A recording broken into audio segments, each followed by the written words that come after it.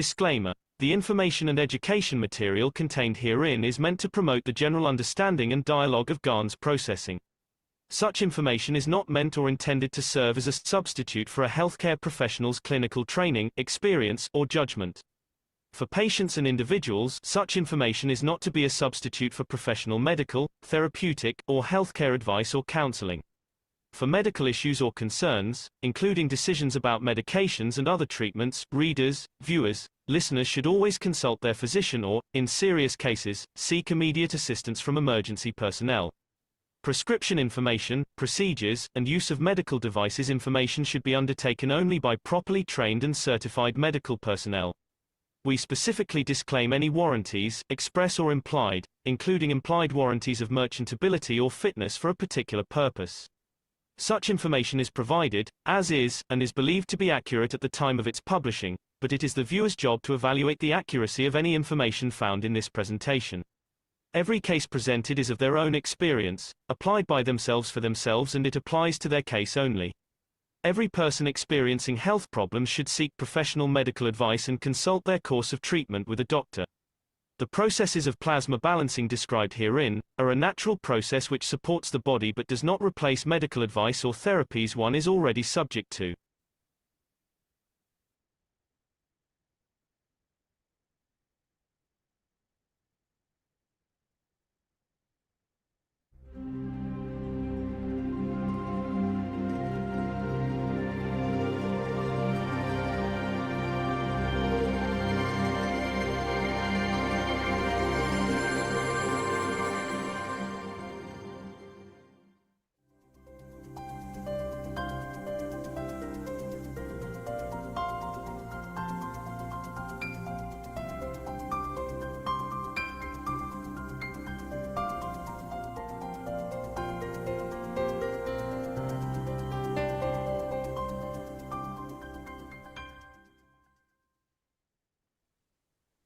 And so you didn't talk about the water cities on top of the mountaintop that's away from the water because of the effect of the water on the human body? Yes, you see, I tested this. If you ever came to our residence in Italy, it's a single house on the top of a hill. And it has substantial land around it. And the houses are built on this ridge. It's literally a ridge on one side and it comes up there like a slope to the house. The closest water is about 180 meters deep. And there are 3 deep wells which were dug centuries ago as part of the land. And they're all 200 and 220 meters deep in different locations on the land. And you see a stability. We used to live in a house which the water flow was a few meters below, and you see the chaos.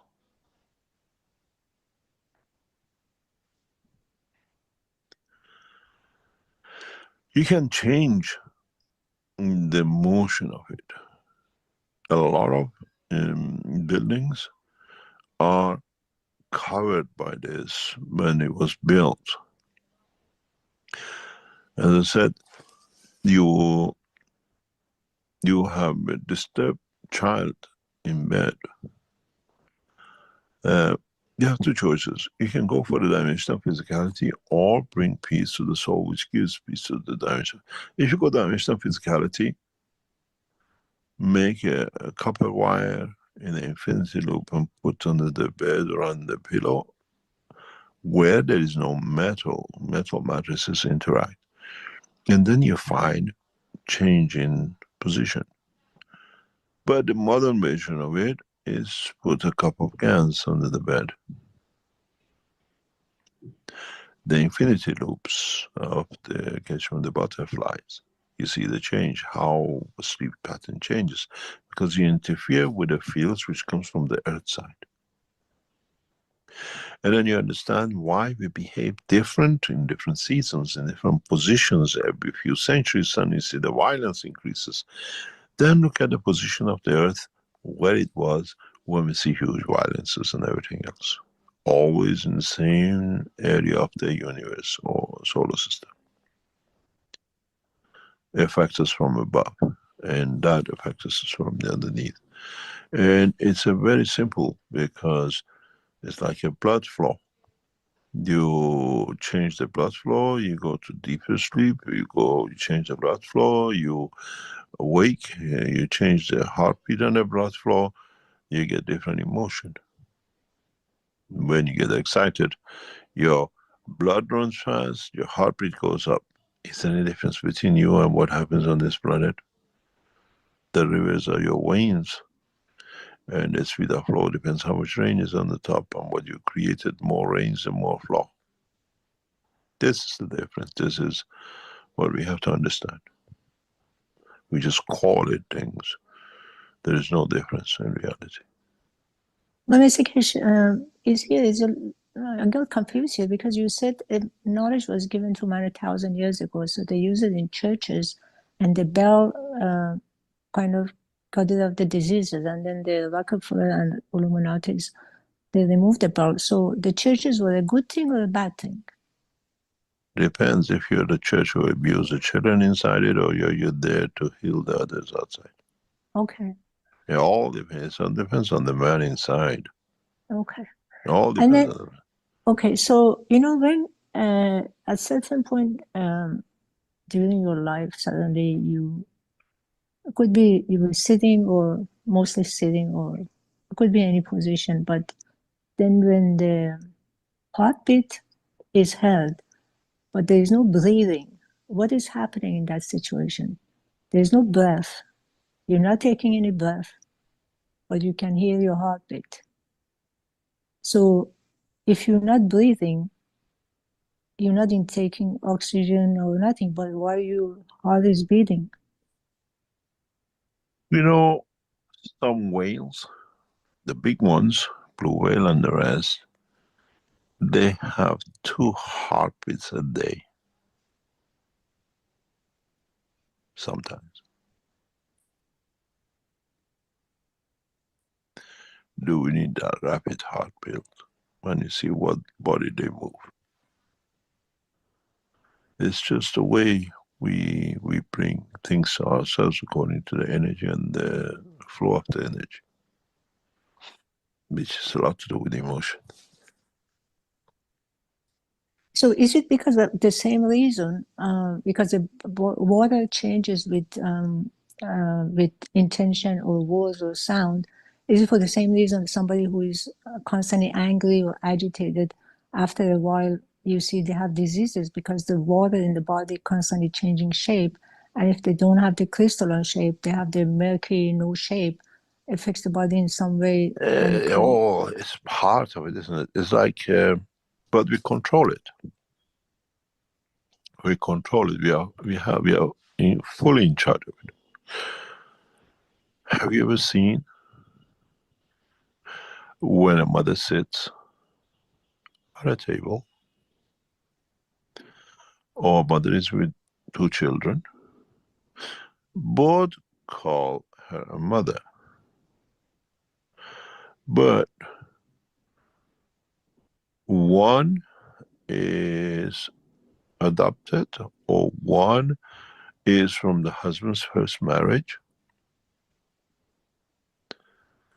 and you see how the mother reacts speaking to one child, and how mother reacts speaking to the other child, and look at their behavior in the long run towards children.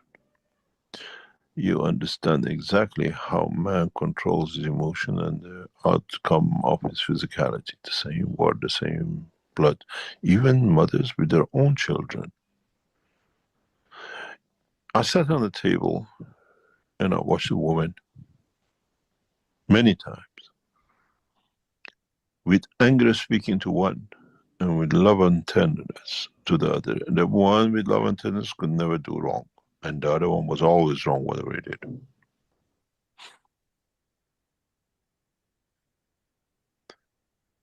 Our emotion reflects our thoughts and reflects our physicality and reaction. Why Thank you, do Mr. some parents show so much love and care to one child and they demolish the other one? And what's the reason?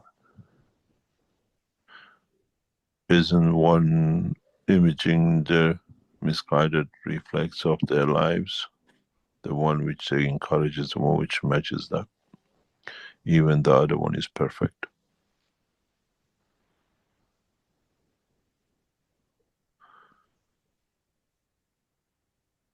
Thank you, Mr. Keshe.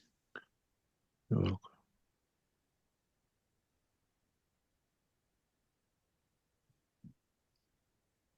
Sorry if you hear a lot of noises background. If you hear, we are on the move, we're not, and so there are a lot of noises in public. Any other question?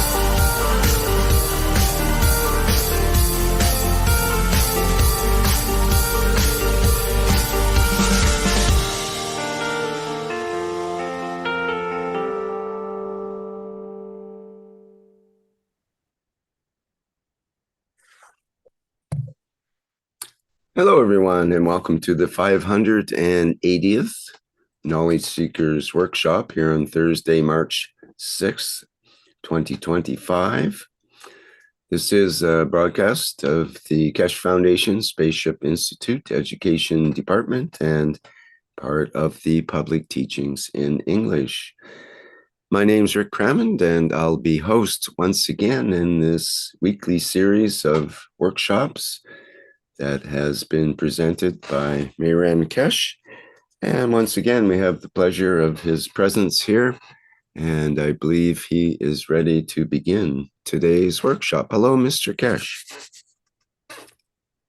Hi, thank you very much. Good morning, good day to you, as usual, whenever and wherever you listen to this series of knowledge seekers from Keshe Foundation Spaceship Institute. We welcome you back as usual, and we endeavor to add to the knowledge. As I said before, in the past few weeks, in a different ways, we tried to open up and add into the knowledge of the cosmic rays and cosmosic dimensions of the life in the space, as we are preparing man to start the travels of what are called the city from the village of Earth, the city being the universe. And when it comes to a new dimension and new, what I call bigger structure one will see the whole universe. The principle of magnetic fields is the same. The interaction of the magnetic fields is the same. Does not matter if it's a cell of the body of the man, if it's a structure of the planet Earth, if it's a galaxy, a universe, or universe. One needs to understand the combination of the interaction of the fields. One needs to understand why they interact this way, and then one needs to understand what's the outcome.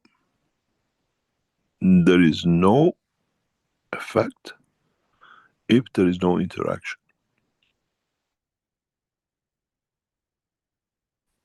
And the magnetic field of this universe have been moving around, and there's a lot of interactions.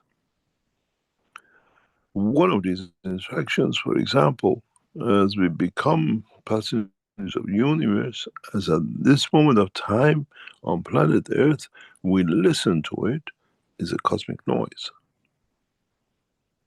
How the sound is created.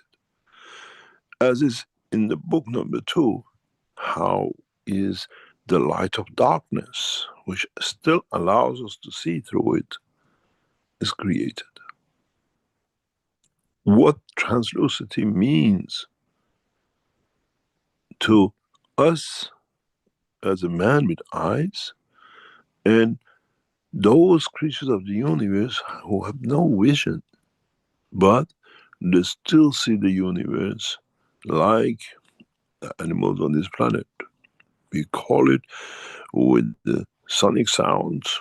The mouse can found where the food is even blind. How do these people see the universe? How do they recognize where they are? There is no difference. But they work on a different level of the strength of the magnetic field of universe, which gives them visualization in the brain without the eye. We see that with the blind people. They have an understanding of, for example, an apple in their head, and they visualize it in their head, but they've never seen an apple. This is interesting. Some years ago, some of the knowledge seekers who've been involved with that are most probably listening, they know who they are. One of the princes of the royal family of Saudi Arabia was born without the eye color. So the eye is totally white. When she was born this way. There is no brown, there is no other thing, it's just a white eye, white material. We were approached and requested to see if we can give sight back to this girl. She was around about 13, 14. Material was made, and one of the knowledge seekers, as some of you did during Corona, technology of the Keshe Foundation as the Iranian nuclear pieces could not be at that time be transferred directly to Saudi Arabia. So the royal family sent an agent to Dubai, and the system were handed over in the airport from Keshe Foundation to the royal family. We had a strange situation with this case where the man who is a knowledge seeker in Saudi Arabia, and we see him around, of Indian origin, was not allowed to go and to see this girl. So we had to do things through back, what do you call it, outside door, inside. And get a response in how it was. In a matter of a few weeks, the girl could see black, could see red, could see colors. And this brought us a new dimension of understanding.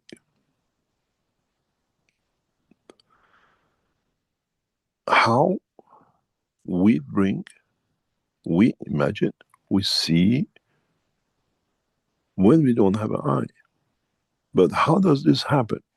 This became part of the research that now you knowledge seekers use the headphones and you go places, because the knowledge was learned from this 13-year-old girl. how we can transfer that she could see colors. When they put the red color, she says this is red. Nobody told her what it is. So we don't need that brown parts to see. We don't need the eye to see. That color radiates fields, which interaction with the brain condition of the fields of the man recognizes the color. This is why I always said, when you travel the space, you lose your mouth, you lose your eyes. These are too energy consuming and you don't need it, because you strengthen the dimension of the soul, which does not need the physicality. Nothing in these teachings done if it's not experienced, and we tell you exactly what it is. Then it brings us back, how do we recognize magnetic fields? How do we understand the process of magnetic fields? As was in the intro, we said the emotion of the man, or wars, if you look, when the man tries to literally bring it to a point where the earth was in a given position in the universe, in this, what you call solar system at the same time, created the emotion of anger, war. And then there's another element which in the world of the science of today, our scientists have not understood. We see it quite regularly. We see it on a regular basis. Is it spoken about? It's deliberated on and not understood. What does this mean? I'll draw this for you to understand and see what I call the condition of the knowledge. Today, we are shown the planet Earth in this shape. Oh, where is this thing going?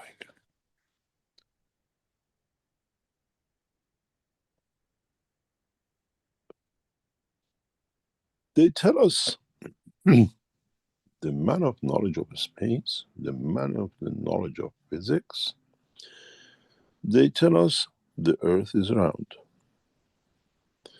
And they tell us our sun is this way, radiates towards the Earth. They tell us that we have a flat magnetic field and then it curves to the back. This is the flow of the magnetic fields. And then we see some magnetic fields which they flow close back into Earth. We have to understand how this field of the Earth, at a given strength, flows this distance from the center of the Earth, and how come this is close to Earth. But what they don't teach us, what we don't see in the present knowledge of the physics, is other parts, which these are fields which we have no understanding of the strength, that the field pressure of the sun cannot touch them, and some of them even connect to the sun in a different way. So misrepresentation of the science has stopped research and development, in addition to due to the lack of the knowledge of the man. And just because somebody said, we listen. These are the dogmas and these are the things which the new science has to overcome. So we have in fact to understand, why does this turn so close to and goes back in, or in other hand it goes out, part of it, and why is this field so distanced from the Earth? But we go back, which doesn't fit the knowledge of today, because then you cannot explain it. Then it comes the reality of one thing more, which is, how come at this front we have the daylight? It's the same magnetic field coming from the sun. Why can't the lights from the interaction of the Earth's magnetic fields and gravitational fields with each other, don't turn to the back of the planet and it'll create light in the backside. That we have a 24-hour light time. As we see in a way in northern pole or north part of the Earth solar system. And then we call these interactions, due to the compactness of the fields in this area, what we call the auroral lights. And we try to explain this in a different way. In fact, it's the same magnetic fields. It's the same understanding. But if you understand this picture, and you understand the logic behind the working of magnetic fields, man describes and explains this in a different way when it comes to another dimension. Again, we have a source which comes in touch with another source of itself or different dimension of itself with and through the same system, where we have interaction of a number of what we call suns and planetary system. We call them the neutrons and protons, and the conversion of this material, conversion of interaction of these fields leads in what we call in nuclear physics as atomic decay. There is no difference in energy transfer, as they show us in the back end of the Earth, magnetic field as above, to what exactly, what happens in nuclear decay. It's the same process. And when the field energy interaction creates higher level, this structure becomes unstable if we have additional neutron in the system, which behaves as a proton of the other.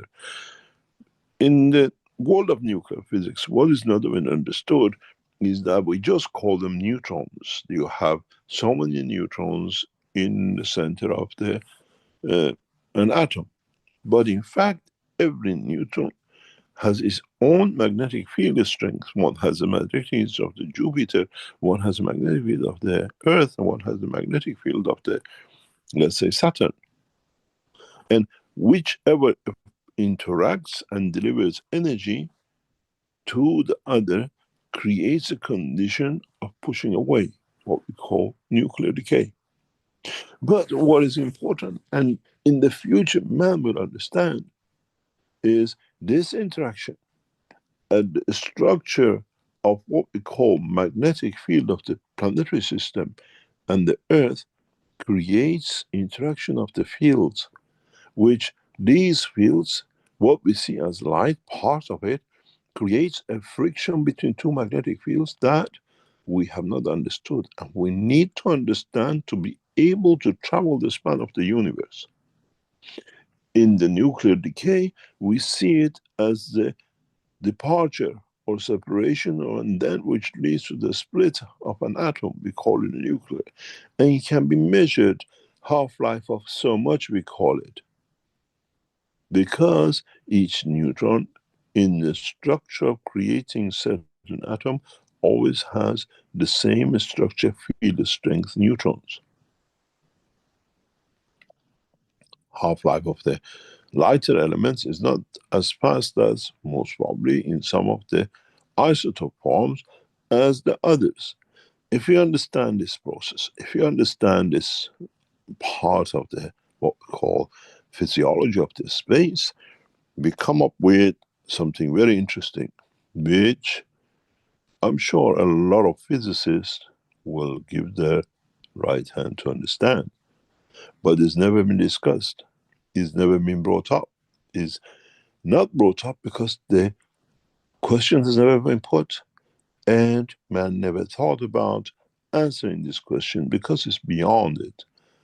But if you look as the knowledge seekers, we brought this up a few weeks ago. If you go back to the teaching, we spoke about a magnet and the field which goes through it.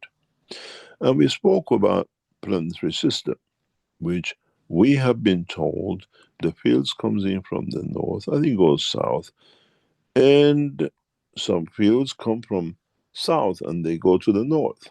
But what is strange with this system is, again, man, scientific world, because cannot measure these, what I call interaction of the fields, have not understood. It shows as one way, but it's the two way. We call it in the world of electronics current and eddy current, where the blue is the current and the red is eddy current. But what is fundamental, and then it comes for man to understand in the future, because we have to, if we are traveling the spaces of the universe, to interact and to be repelled. So what does this mean? This means a very, very, very simple understanding of the truth about the world of magnetic fields.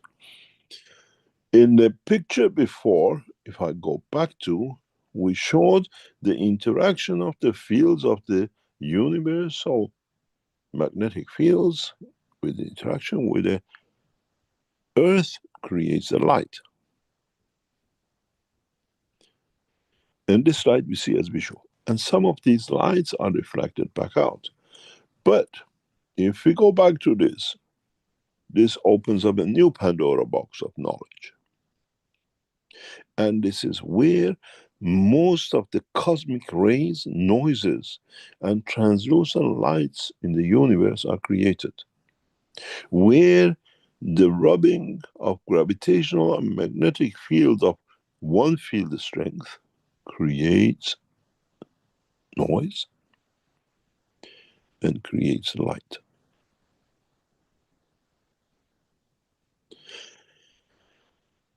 A large percentage of the light in the universe is created by interaction of magnetic fields, which don't come from a source, but in traveling the span of universe, rubbing against each other, they create packages, releases of energy fields that they become that also light. There is another part of the understanding. This becomes when we become the travelers of the universe.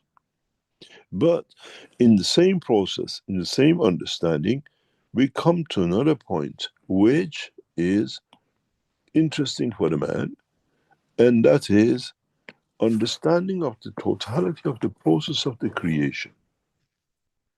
What does this mean? This means that we were never aware of the sound and the lights which are created from the magnetic fields of the same element, and their effect on their environment, and the effect on the totality of the direction of the motion of the structure. What does this mean? This is very simple. We considered the light which created on the planet Earth. Now we go up. Let's do it another step further out. We have a galaxy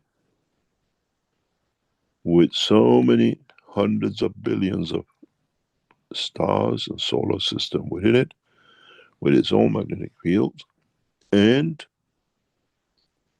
this structure is facing what we call the center of the universe. The same process as here repeats itself.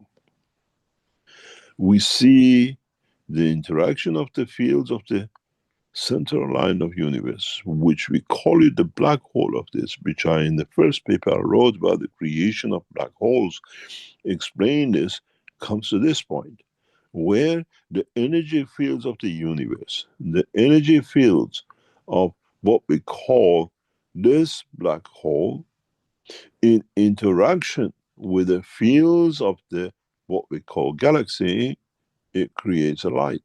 The same as what happened on Earth. We see solar lights on the daytime of the Earth.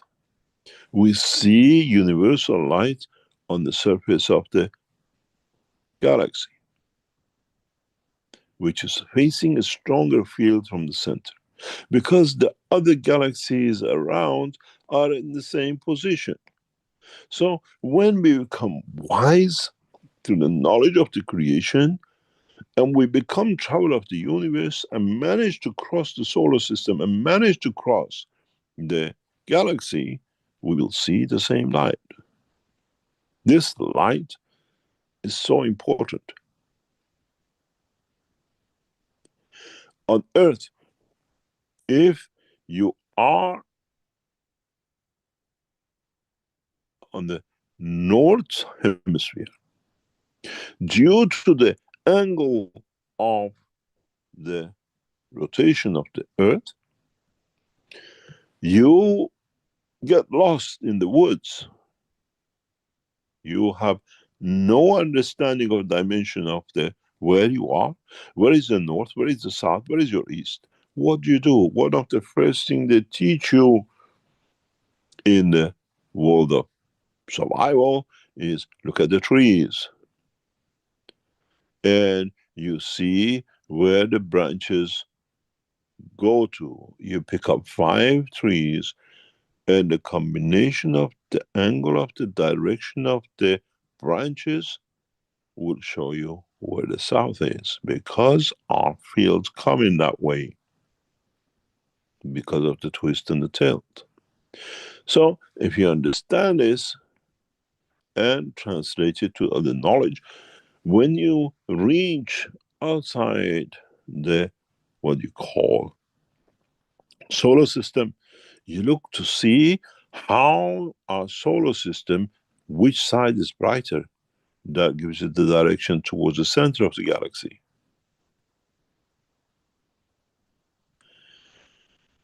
Further, when you're outside the galaxy, you look which side of the galaxy is brighter. This gives you the way home to the center. You don't make a mistake going that way. And then, in a bigger scale of understanding the process, when you are out of our universe, when the knowledge of man understands the process, you look to see what is the light of your universe and how the other universes shine. This gives you direction to the soul of your creator, the essence, the source. So if we understand this process simple, from an atom, which we started here, going up to our Earth system in solar system, going to the galaxy, going to the universal line, we have the same process.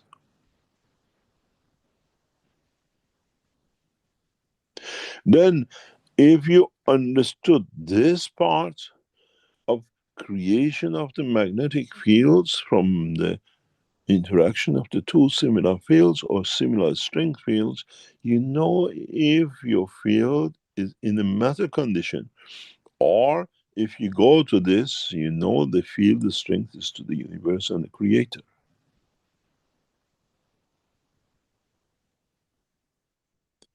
The only problem man has at this moment of time to understand how each magnetic field from a magnet to the universal system like Earth and the galaxy means a measure. The measurement of today we have, where we call so much Teslas and the rest, is in a matter state. We have to, and to become man of space, to develop, measure what I call the magnetic field strength of the universal magnetic fields, which does not work in Tesla. Or Tesla is out of the scale. Once man understands this, once man At the moment we see graduates from this nuclear decay, what we became nuclear and atomic, and join with the cosmologists, and then we join those who understand this process, then we find, with a lot of shake and bumps, the path in a way to our Creator. And then it goes, one beautiful thing. This material, you call it nuclear decay. This material could be a combination of the Cohen amino acid in your body, has the same condition. And then what you see, what we always said, there is a common denominator which connects us to our Creator.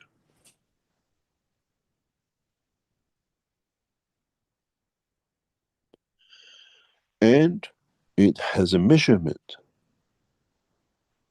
because if you cannot measure it, it cannot exist. So now you see how it's said, I made man in the image of myself, because I come in right on the top of you in every direction. I go through your soul, through your head, through your brain. I go through the solar system and the galaxies and the universe and the universe. Now you see the connection of the man with his Creator. The only thing is, man has to learn one thing: how to measure these fields. And by measuring it, recognize, is it on the path to the Creator, or is it like here, bending over to go back to itself, chasing its tail like a dog?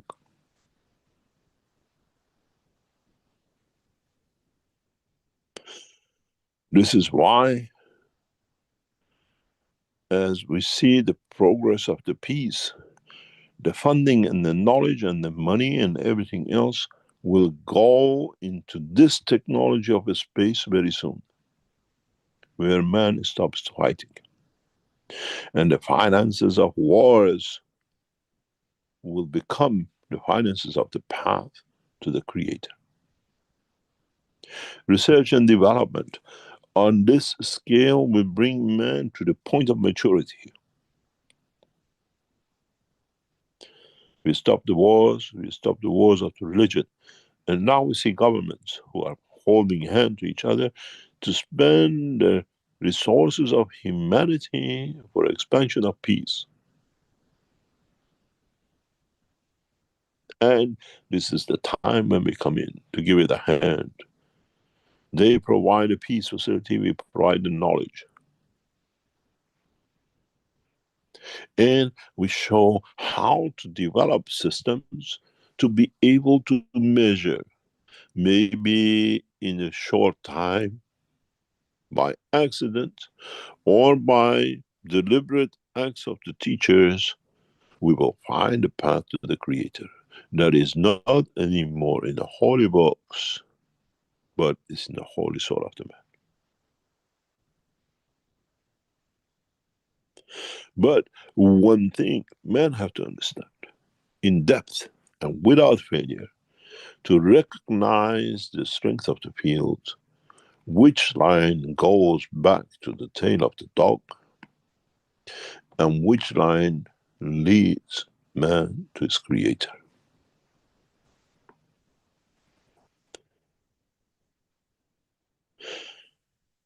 This knowledge has been hidden from man up to present time, but understood by those who are the traveler of space and gain the knowledge through what we call understanding of the work of the universe, and not creating false books and knowledge in the matter state of man. Newton's law does not apply in the dimension of the plasma. Somebody has to come up with the knowledge of the magnetic fields in the plasmatic condition and not in the matter condition. And then make a correction to convert the matter state laws of physics of the man to the space plasma condition. Some of these we have already shown you, some of these in a very simple ways over past 20 years I have explained to you.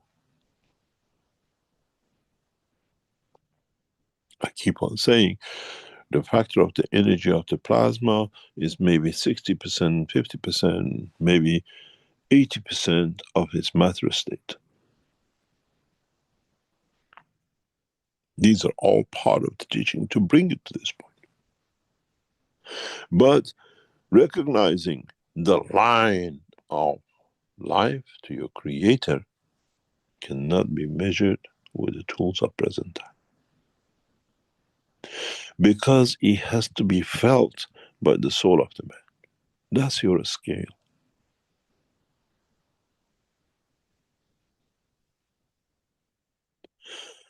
That's your indicator. And if you look at it going back to the earth, taking this earth to be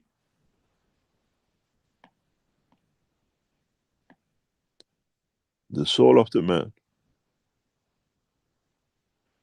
and in a way taking the sun as the soul of the creator, how do you find your path?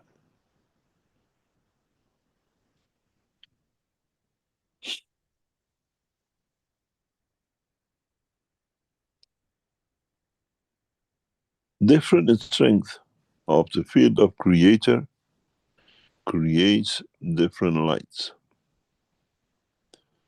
The light of the universe is not what the man is used to. The light of the galaxy in the universe is not the way we are used to. You go out there and look, oh, Mr. Keshe said we'll see the light of the universe. Yes, but you don't have the tool of the universe.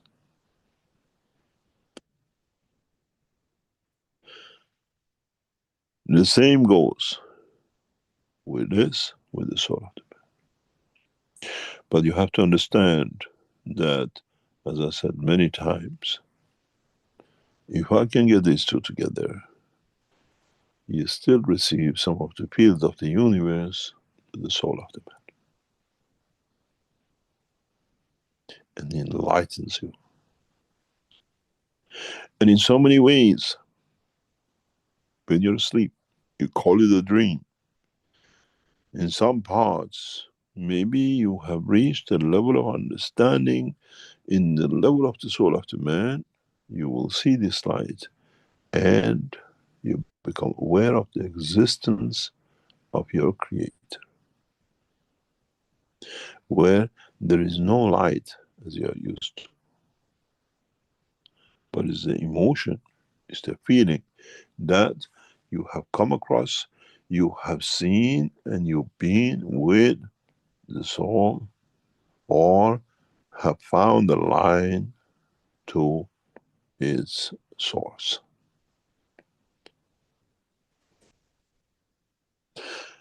So it means man has a couple of options. You become the processor yourself directly in some strength fields, but when you get this light from the creator, you get enlightened with the process of creation. When you go this way, you are enlightened through the physical matter knowledge, and God help you. How much diversions you'll get, and at each point, how many ayatollahs and mullahs and the priests and prophets you have to handle. Where this has no intermediary. And as we've seen, every entity has direct access to it because it comes from it. This is where the end of fake religions and the abuse of the soul of the man in the name of the religion will come to an end. And when it comes to an end, Vatican is nobody there to be. We return the stones back to the Colosseum. Because that's a matter of state of the abuse of the physicality of the man. And man will see his destiny. Because he is enlightened to see, in a way, its own creator to all dimensions. Now you see what we have to do and what it needs to be understood to travel this plan of the universe through one line, and in every line has a problem. It's a scenery you see, you're happy to be seeing planetary systems and galaxies and the shape of the universe, or you can, in a way, jump, create the fields of the, what I call galaxial fields, and jumps from Earth to a galaxy, and jump into a universe as part of Unicos, and or whatever, when you understand the field strength of the magnetic field interaction within a plasma and not within an ion. You measure the fields in this, you travel in this. You measure the field of the plasma, you travel with the plasma. This has friction, this has limitations of the speed of light, the speed of all other rubbish man has come up with, where in the dimension of the soul there is no limitation. There is no limitation whatsoever, because there is no limitation understanding the essence of the creation between the soul of the man and its creator. And emotion plays a big factor. Emotion plays a massive factor in this direction.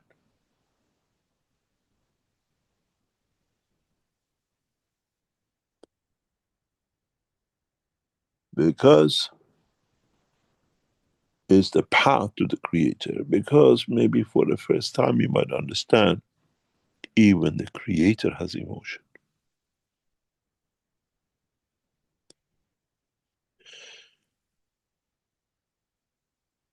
Because if he didn't have, he could not give it. And then you have to find the magnetic fields of the structure of the creation of the man's plasmatic fields and his emotion to find your path to the heart, to the operation of the creation. And in a way, no plasma is made any different than another. Plasma in the cell of your body, plasma in the cell of a dog, in the cell of a stone, in the cell of an alien, in the cell of a galaxy, all have the same property and the same direction of the motion of the fields. As I said before, man says in the books of the man, I made man in the image of myself, because he understands only that. But in reality is, I made the universe the image of myself.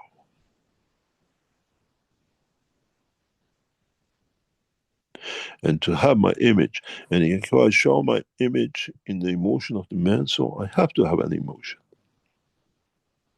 Otherwise man couldn't have it. Dogs wouldn't have it. The interaction of the soul of a stone in its atomic structure with my soul, therefore even the stone has an emotion. Because the interaction of the fields of its atomic structure as a plasmatic structure and my field gives it that emotion.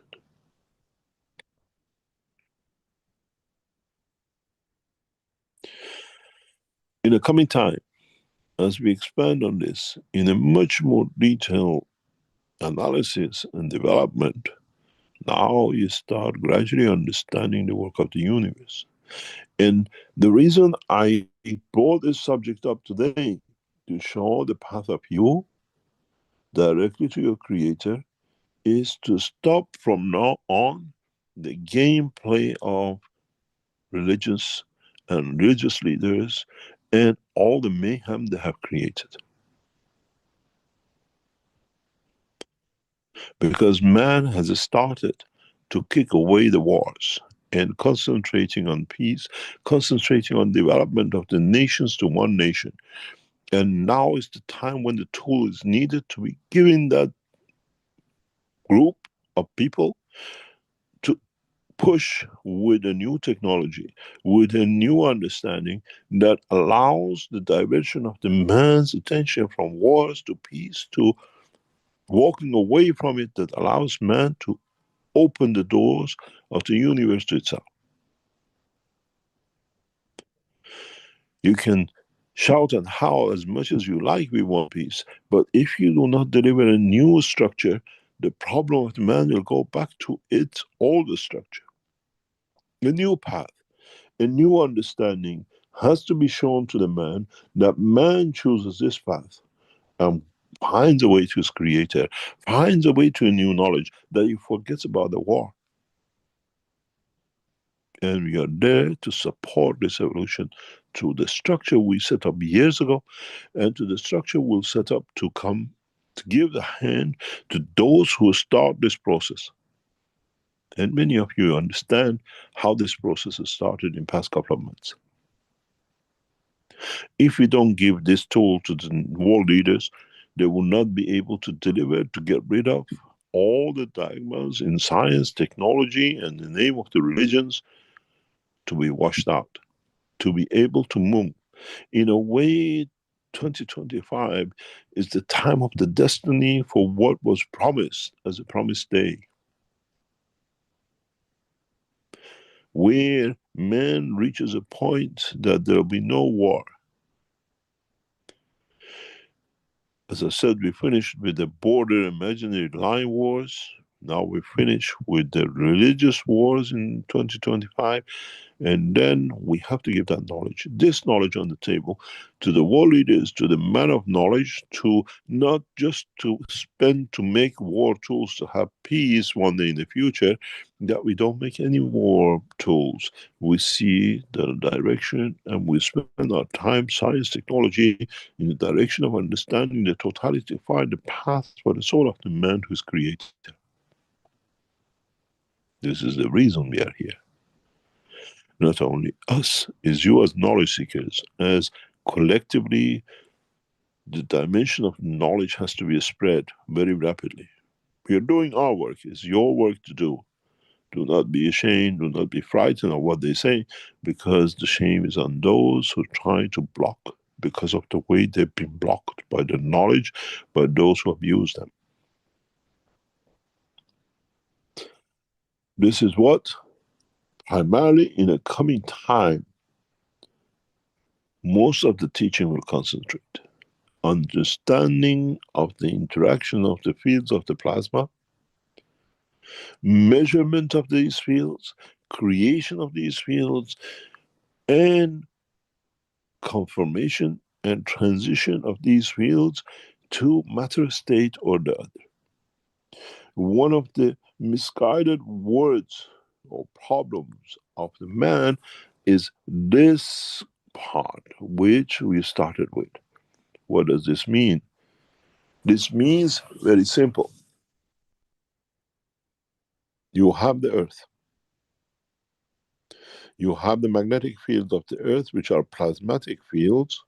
And if you look at it, it's the same thing. Why is some of these fields bent back in like the tail of the dog, and some of these move away, and some of these move this way to the sun, and then some of these move to the galaxy, to the universe, to the creator?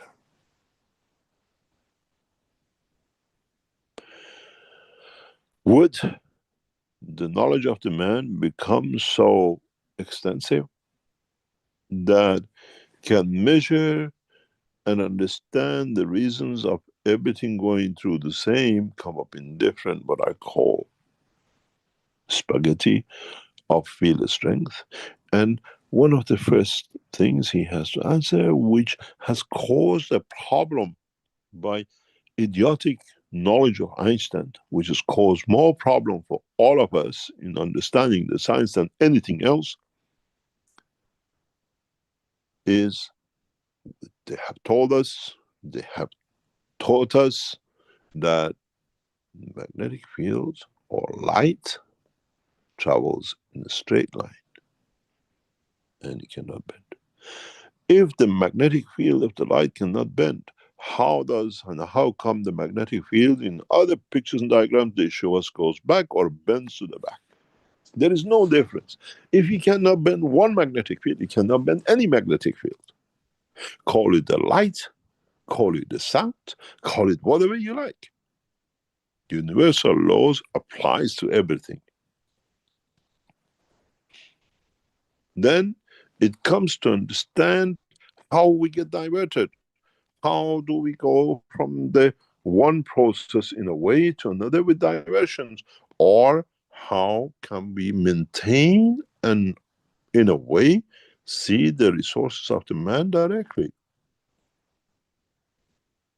Why does this magnetic field in the world of the cosmology is shown to us as bending back and coming down and bending with the fields to go in the back of the earth, but it doesn't happen in the light? So the physics of today is wrong. The teaching of the physics is wrong because those who taught, they never understood. We had a bad teacher. When it comes to the work of the universe, you have to keep an open eye. Does this field which we see here, which comes back in, is this in fact the line of the emotion of the earth feeding itself how to react to the other things which happens? There has to be, if this field goes away somewhere else, earth cannot react to it. If I don't kick you, you won't feel the pain to kick me back. I create with my kick your emotion to kick me back. So if the earth magnetic field feeds back into the earth, it creates an emotion to react to what it collected.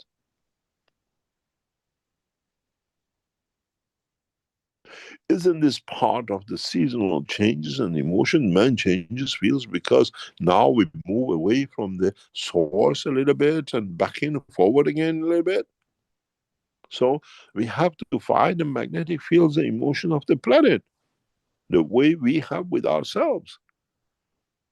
We haven't managed to measure these things. And this is the dilemma. Then we go back again. How do we measure the fields which ends up in the galaxy? What the strength? Then if you understand this, the most beautiful thing is you have found the access to the what I call transmutation and transportation. The vertical systems, which you have seen in LINS, and we have shown it before, that system, if tuned the right way, will take the man to the creator. You do not need to land anywhere else. And if we tune it to the different field strength, it'll end up you in a specific planet on the universe or a specific galaxy anywhere in the universe. But so now we have to learn this.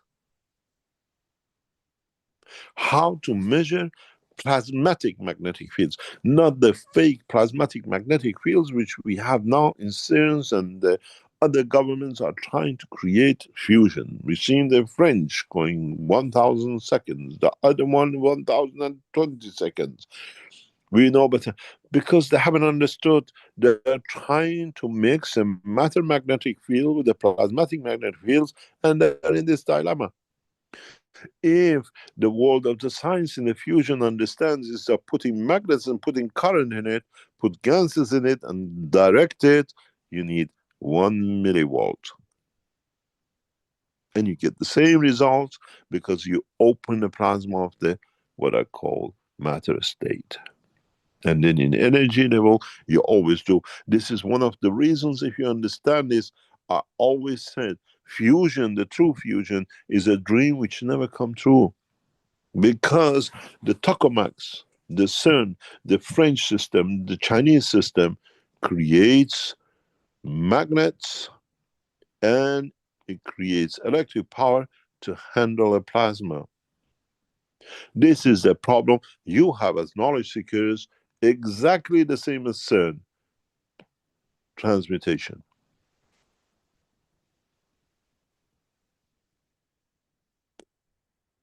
In this world, there is no one plasma. It's a mixture of fields, and you can make anything out of it. They are trying to create a fusion for hydrogen. They haven't understood they can create a gold from the same process. But they haven't understood how. You don't get fusion from matter state. You get fusion, what we call delivery of the field strength, magnetic field, dependent on the location, time and place, and energy field in the plasma.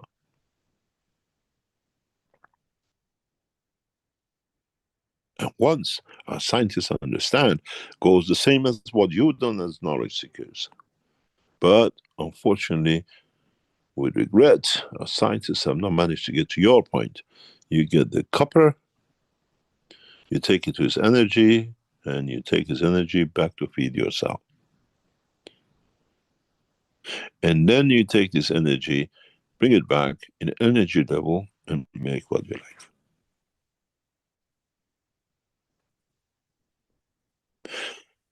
Because you only work in a plasmatic condition, you call it GANs, the what I call time wasters of the world of science, call it tokamak. Confining the plasma over a matter state. I'm sure you've seen this. This is your skull, and this is your soul.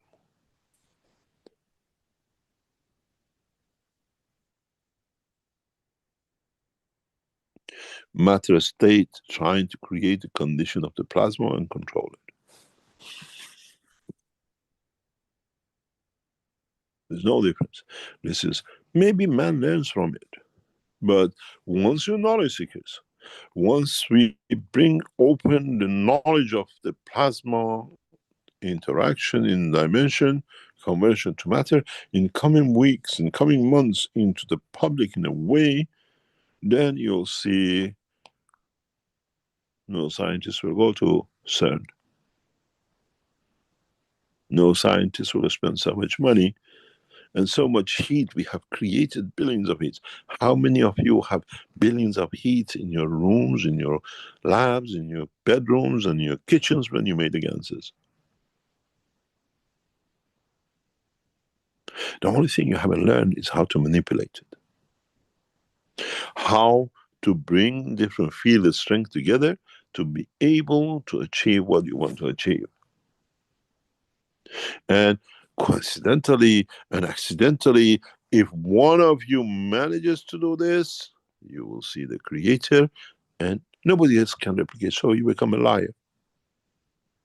Because in the devotion, in correcting to bringing all the emotions together, to be in one path, finds your way to the creator.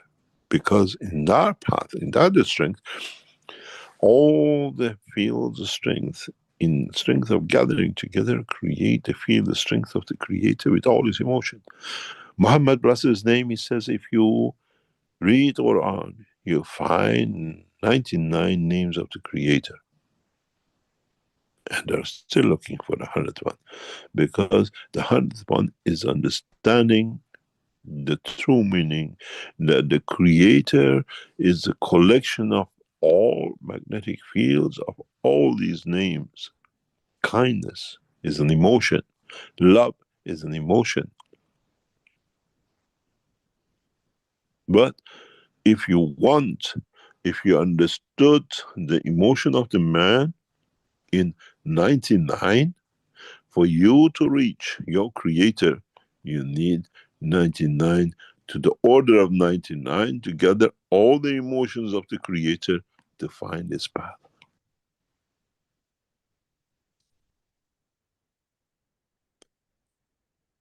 As I said, man is not even aware of many emotions which will come to man as the man develops to understand the work of space. The latest one emotion is the emotion of transmutation. We don't have it in water. And how many of you have wished to do that? How many of you go through pain to transmute because you haven't learned the emotion of transmutation? The creator does it because if you look at it in a way, it comes from him to you. And it comes to you to him through the understanding of the totality.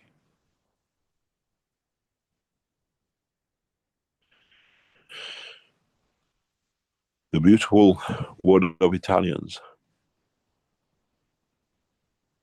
all roads end up in Rome. All plasmatic magnetic fields of the creation end up with the creator. It's man who has to find which Rome is his home. And which home is the home of his creator.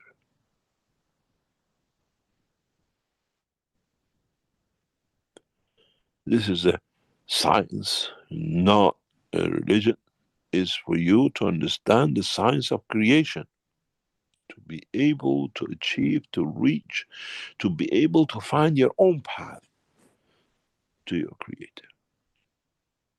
This is why I, many times, if you've been with me and doing the teaching, I tell you one thing. Some of you devote your life. You serve the mosque, the church, the synagogue, and the fake names of all those leaders, and you never achieve to find out the strength, the path to the creator. And a child in the womb of the mother reaches that field strength that in the womb of the mother departs, does not need to manifest to create a life to suffer in the dimension of physicality.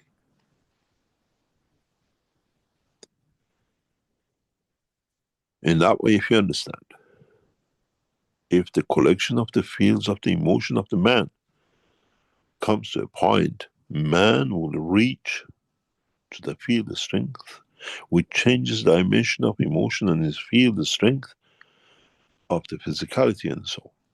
And in a hidden way, I showed this to you last week in the graphs of your own souls. You remember that red line? You increase that red line, you find it, it will find its way to the path of the creator.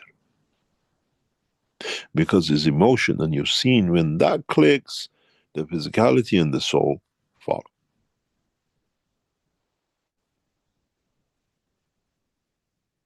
Then you understand how important the emotion, how important the soul of the physicality is in the dimension of the man, in the dimension of the creation, in the dimension of connection of the man to his creator.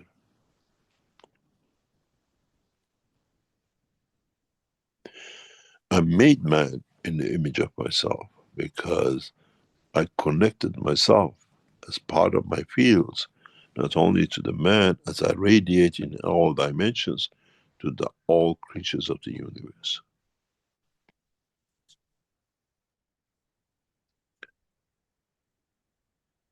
Understanding the science of the creation does not make man the man of creator. It only makes man wise to understand the path to travel the span of the universe and enjoy the beauty of the creation. And if you understand this, then you understand how simply through the connection of the field strength, you can learn languages instantly, you can travel anywhere instantly, because you use the field strength of the magnetic fields of the plasma and not the matter state. And the tool for this was given to you knowledge seekers from day one, the Ganses. It's you who have to understand how to manipulate it.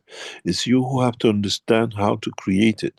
It's you who have to understand how to connect that plasma to your soul to receive the field, the strength that you want, you need to manifest yourself, to travel the span of the universe without physicality and the rest.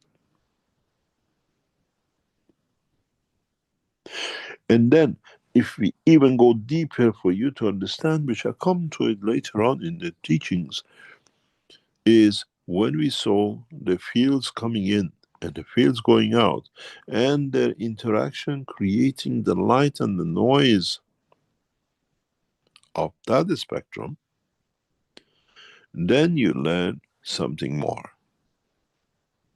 And that is, this interaction itself, by itself, at every level, will create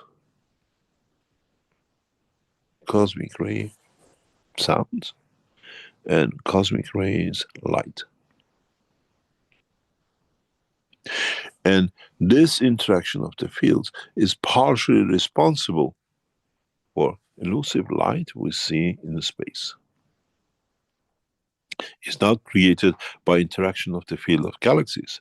Majority of the light we see as translucent energy, light, transparency, comes from the interaction of the gravitational field of the universe with the magnetical, what is going back to the creation and the creator, and what is coming back to create more. And this light, this transient light, is the cosmic rays which man has not managed to achieve, to understand. And then if you do this, you'll find a way to the creator and back as you travel within the dimension of the fields of the universe, direct in the strength that does not cannot manipulated by the galaxies fields, universal fields, and unicos. If you understood the teaching of today, as I always say in the recent past, you have achieved a point to become much closer to understand the process of the creation. And from today, we are one step closer. For those of you who listen to us in Vatican, in Saudi Arabia, in Tehran, in Jerusalem, and the rest, to lay down the fake robes, hats, and everything else, and let the man to see, to find by his own the path to his creator. Now you have the knowledge what you have to do. Is the emotion of the creator's field the strength which takes man to his creator, and not the fake names of the rockets, spaceships, temples, mosques, synagogue, and churches. All these buildings are like that skull on the head of the man. Is that a skull which does not allow the soul of the man to be free all the time with his creator, because he has that. Change this skull to the shape of a church, to a mosque, to a synagogue, and that's the limitation of the soul of the man to find his creator. And the knowledge is the path through it, not the ignorance and not control. Man with the new knowledge, with the way we have shown you, and many of you go through what you call transmutation, you travel by being in the system to surpass your, what we call, calcium structure dome, the skull of the man. Now man has to break this from what is called his own imagination, dictated by those physical structure of the calcium, or what we call the bricks and mortar, and the fear created by the name of the religions by the man. As long as you have that fear of the what we call bricks and mortar, you are still in the same trap as the skull has created for your soul. If you understand the knowledge, if you understand the principle, we have brought an end to religions, the fake names used for what is natural to every man, from his creator to his soul. I made man in the image of myself. I didn't make man to have fears of me, but to be part of me.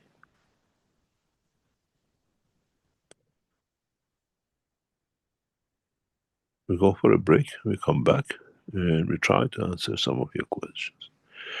And as I said in the past few weeks, the teaching goes for the expansion of the man to understand the process of the creation and to free man from the village of the earth. It's man who has to understand the process without the fear, but with the joy of existing and being part of that existence. Rick, take us for a little break and we come back and we'll see where we go. Okay, thank you, Mr. Keshe. Wonderful teaching today, wonderful. Okay, well, we'll take a, as Mr. Keshe said, a short break, and be back with the second part of the 580th Knowledge Seekers Workshop. Just let me get up my background here. And just remind people in our Zoom here that they will have an opportunity to ask questions, and you can raise your virtual hand as an attendee, and we can acknowledge you to open your microphone. And you can also ask questions in the chat and Q&A. And it'd be great if I tend to address the questions that are relevant to the workshop first, so keep that in mind if you do have questions. Okay, we'll be back in a couple of minutes.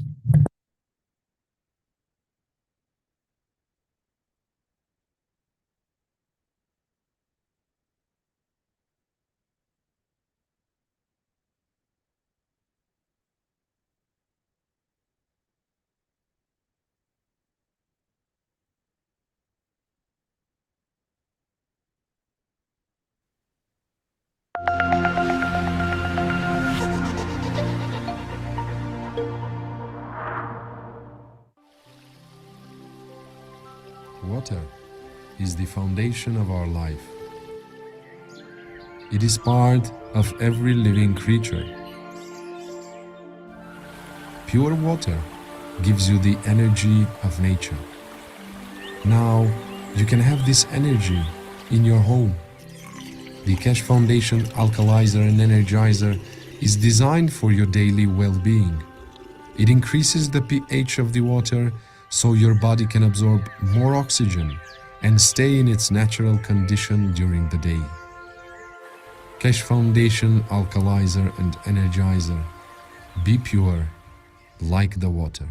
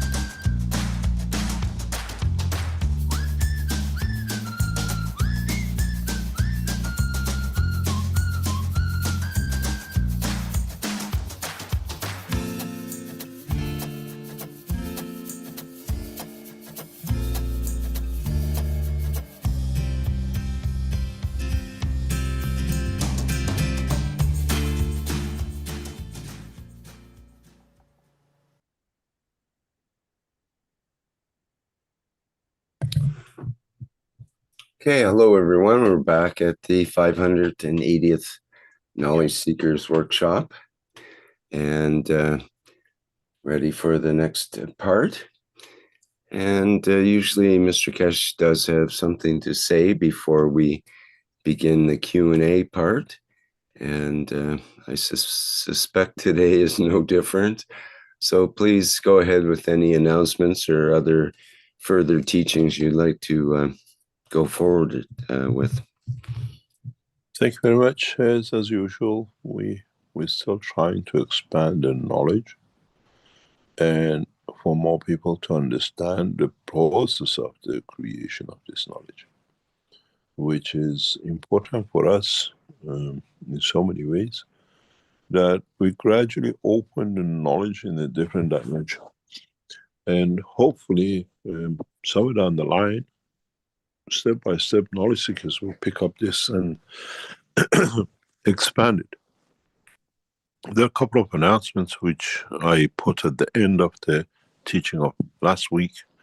We will repeat this again and again in the coming weeks. Keshe Foundation, through our cooperation with other structures, we are looking for people who work or are experts in the world of plasma, space technology, energy, medicine, wellness, sports, entertainment, production of materials, defense, and environmental.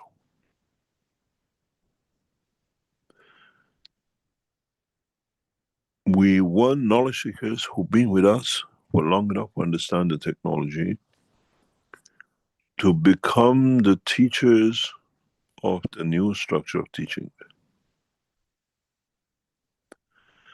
to become the what we call the markers for structuring the new cycle of the work of the Keshe Foundation, which we will gradually over the next year or two, we open up. Info at Keshe.Foundation. Doesn't matter if you've been with us before, you wrote to us, whatever. You got to renew it. And if you are within a category we want, we'll ask for your CV and then we look at the structure. We are looking. Don't say, I just watch cars, what I need this for. Don't say, I just, what I call it, I'm a doctor, I don't have time. As I said to a knowledge seekers years ago, we'll bring you to it. Your soul bring you to us. It's time to bring the change. And you need knowledge seekers who understood the knowledge. This is what I said to a knowledge seeker before. And maybe has the truth in the work of the Keshe Foundation what to come. You're all like the first disciples because you learn the knowledge with the love and care, with the knowledge of wanting to bring the change. Don't look if you're a housewife and you understand all of it. Don't look if you're handicapped. The knowledge does not have a handicap. It's only in the head of the man. And now it's time to bring that change. And somehow is going to bring the change we are looking for in the international market. The condition is set and getting set, hopefully within the next 2 years, to bring that change about. And we have to be there to support it with the new technology. Otherwise, we have failed ourselves and humanity to take that step towards opening the village of the earth into universal dimension. If you fit in, you don't need to be a full-time. Part-times you can help to bring that change. We'll tell you how and why, and we set a structure for it. And then you will see the things which we set up in the past, like KF TV. like the coin operation of the Keshe Foundation, everything will fall in place. The structure of the Universal Council and Earth Council. It's time for everything we set up in the past, teachings and the rest, KF SSI Institute, the research and everything else to fall in place. The humanity is ready for that change because the environment has been made for it to be ready. And it's our responsibility to be. You don't do it for the Keshe Foundation, you do it for what you believe in.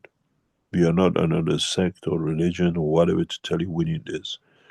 It's your responsibility to bring that change. If you've been here and you learn enough, but the correct way, not just going and teaching the wrong way.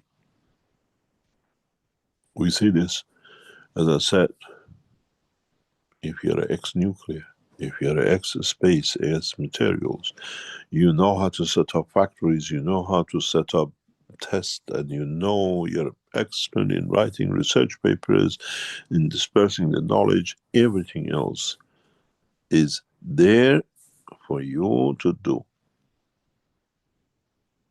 Keshe, info@keshe.foundation. And then there be people who respond to you in whatever, what we need, what is going to be there, what is the responsibility or position, and to bring that change. We are not looking to create something else. We are not setting up factories. We are not going into those kind of things. There's a structure we set up and it's following up that allows the rapid expansion of the technology worldwide. And we have the support of those who are there behind us to bring that support, that change.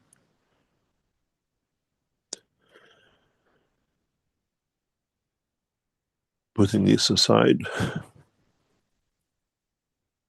Keshe Foundation in its structure still is the same, and we are ready to serve. Not only ready, we've been serving long enough.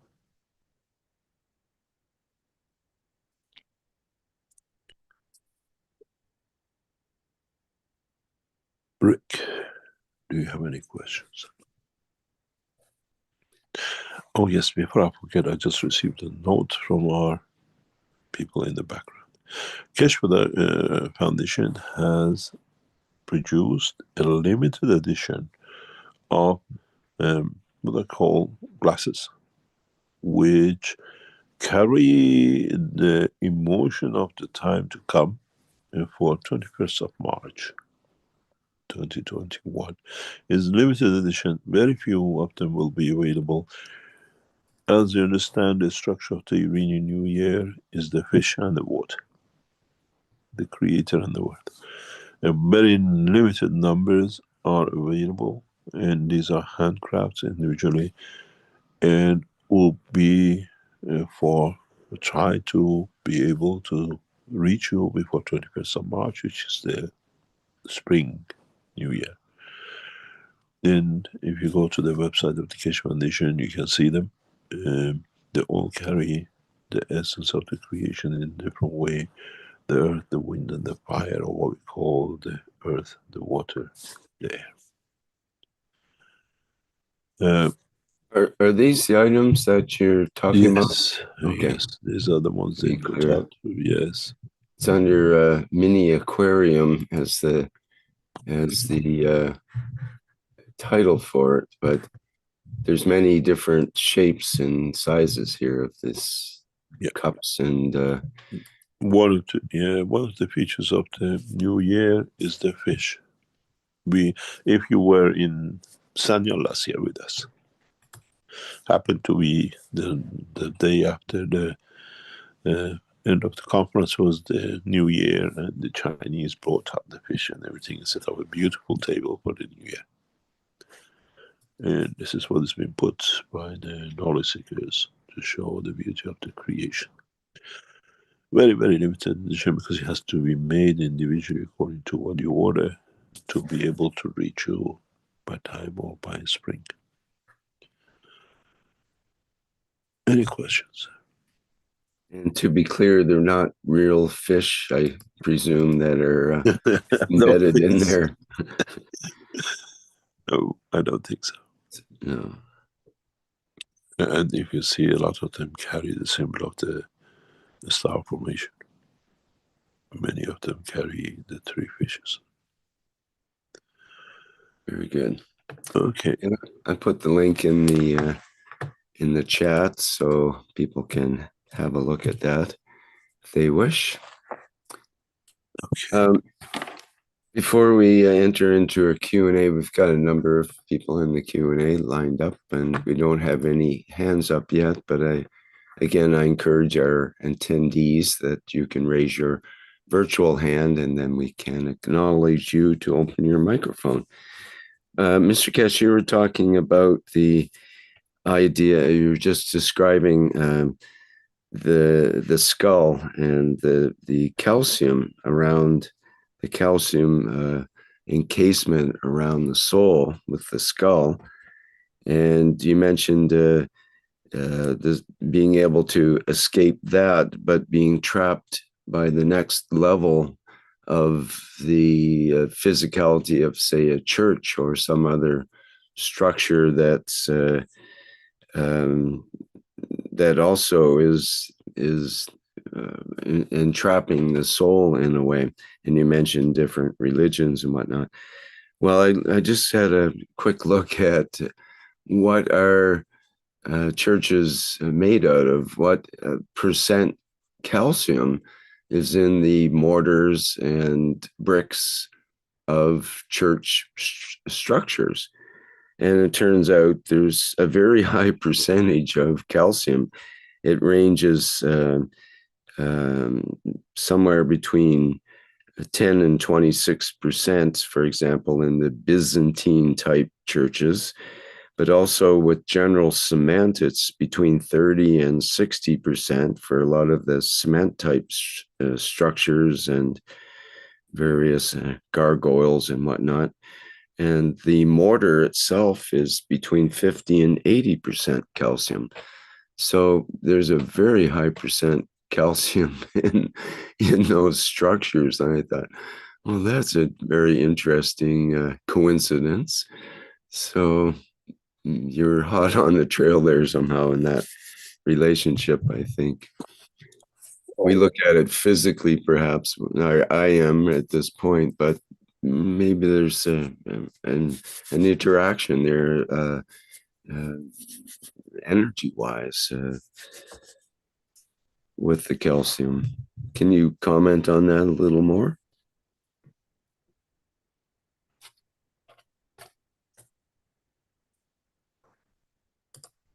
Recording in progress. I think he's coming back. We have a small problem. I got disconnected. Okay. We're traveling, and so we are not as usual fixed, and it's been like this for the next few weeks. Okay. You have to bear with me. Recording in progress. As I go from one system to another to be much safer. Can you repeat that, please? Okay, I expounded a bit on that, but I'll try to shorten it. Basically, the idea is that I was looking up what percent calcium. I heard that part. I heard Okay. just the last part. Right. So I wondered if you could comment on the idea of the comparison between these church structures, let's say. They have a high percent of calcium involved, and so does our skull. So as people in through history have moved from inside their own skull, be able to escape that somewhat, they've been trapped in the next layer, which is the church structure, other types of structure like that. Even underground, it might be similar as far as that goes, underground churches and whatnot. But it's the same overground, but we create that calcium through our emotion and to our dogmas. The people in Amazon don't have a church. But that's a physical manifestation of it. We create these barriers by denying ourselves access to it. I always called it, if you've been in some of the talks or presentations I've done to religious leaders and people of the clergy in different shape or forms, is that we create for ourselves Alzheimer's, which we don't want to remember or to understand anything.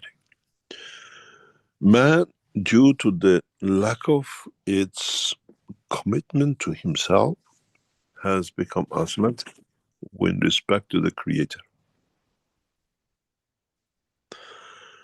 Our soul is aware of it. Connection to our physicality blocks it.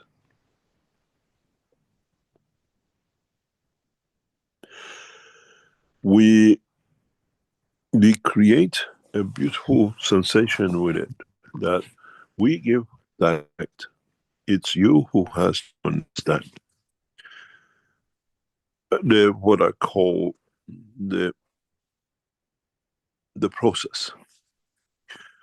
I'm going to show you something which comes, the teachings now in the background is connected to our systems. You will see the way we show you during the sessions on Friday, we're monitoring how your knowledge seekers absorb and how we reach. This is the collection of you lot with us today. Look at this.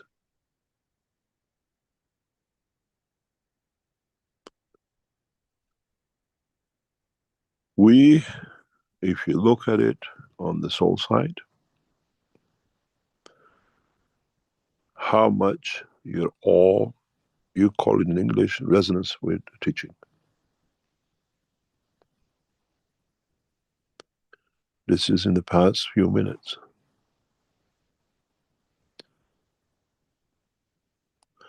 You don't see any difference, more or less. With the soul of physicality, all is engaged, is ready for that maturity. And the most interesting part is this part.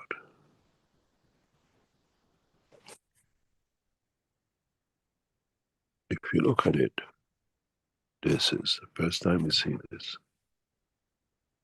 Direct teaching, direct knowledge, touching the soul of the man and the soul of physicality of the man. Direct path of the knowledge from the creator to created. We usually see massive packages on this side or here, but if you see, it's all in man.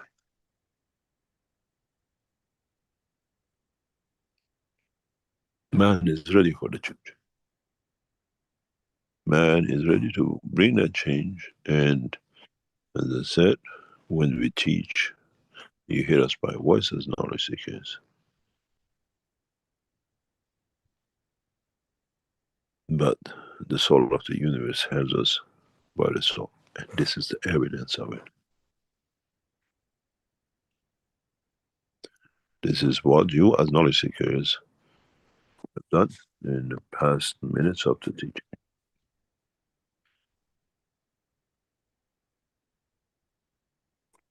I wonder how you can explain this part. But the most interesting thing is, you're still trying to digest it in physicality, because if you look, the soul is still one place has managed to jump.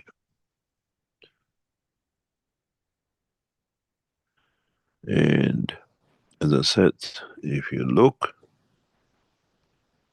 in the very detail, you see the role of the emotion and the changes which it brings. If you expand on the whole structure, you see how physical you are and how your emotion is battling you to create that change. And if you look in a very, very detail, you see what I call the interactions, how your emotion is dictating, and a lot of you are physical. This is hundreds, thousands of you online today. This is what you are, this is what you interact with the knowledge.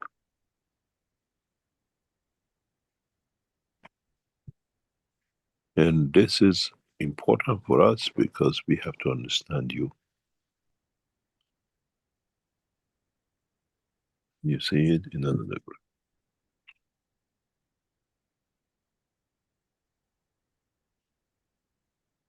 When you look in detail, how much your emotions are playing the game with the interaction of the soul.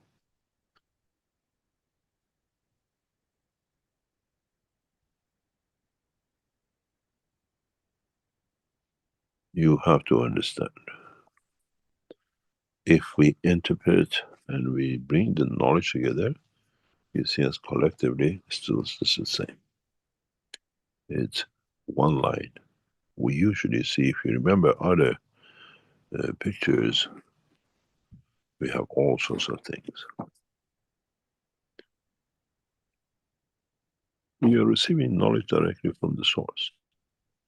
But part of it you understand as a knowledge, physical, and part of it is grasped by your soul, which enlightens you later on or in time of your life.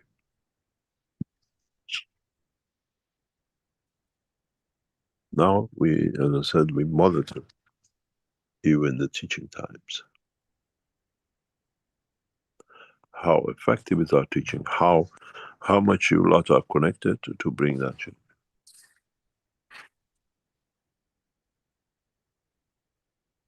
And none of you have a headphone connected to our system. We have a thing, we have set up a technology which can tap into all of your imago.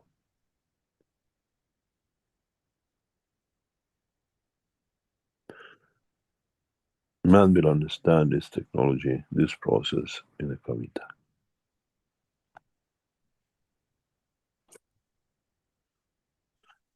Any other question? You can take the screen, Rick.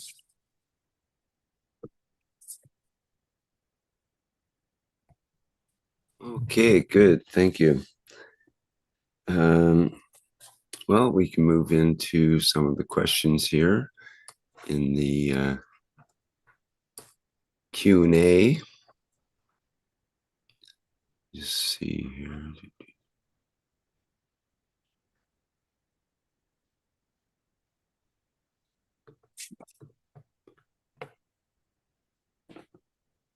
From Gerhard in the Q&A, I recognize the importance of eating food that is as uncontaminated as possible.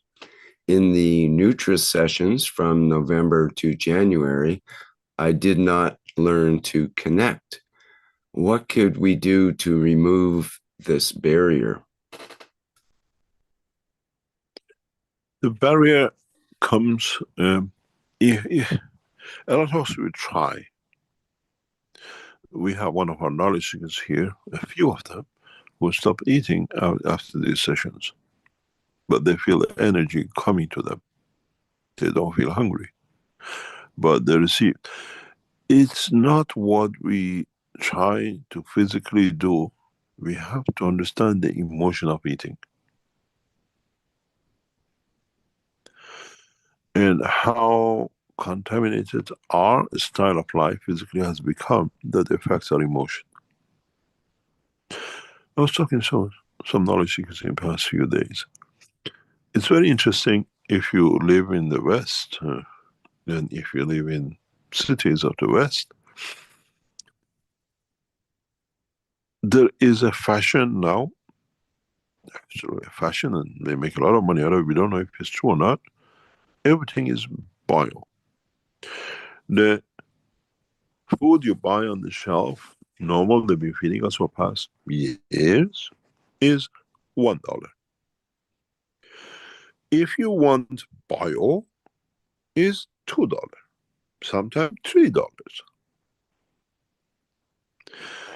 But what is interesting, you drive, let's say, from Austria to Poland, to Romania, to Czech Republic, and don't stay in the city, stay in the village. The farmer gives you milk, meat, vegetables on his table, all bio. And it costs a tenth of shop.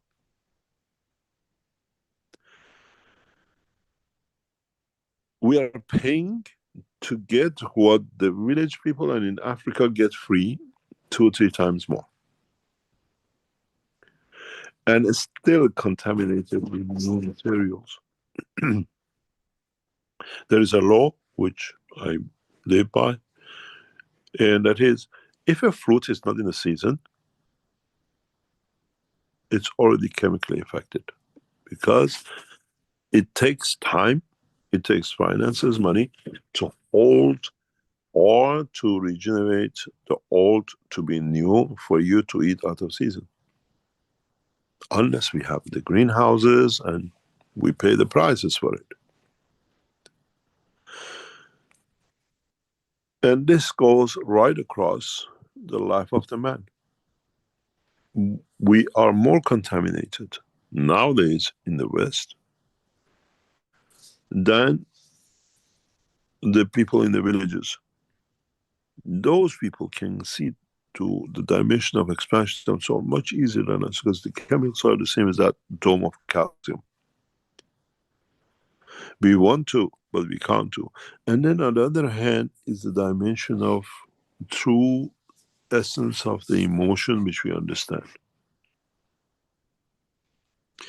And not eating, but wanting to eat, and everything else needs preparation, needs understanding, needs the process.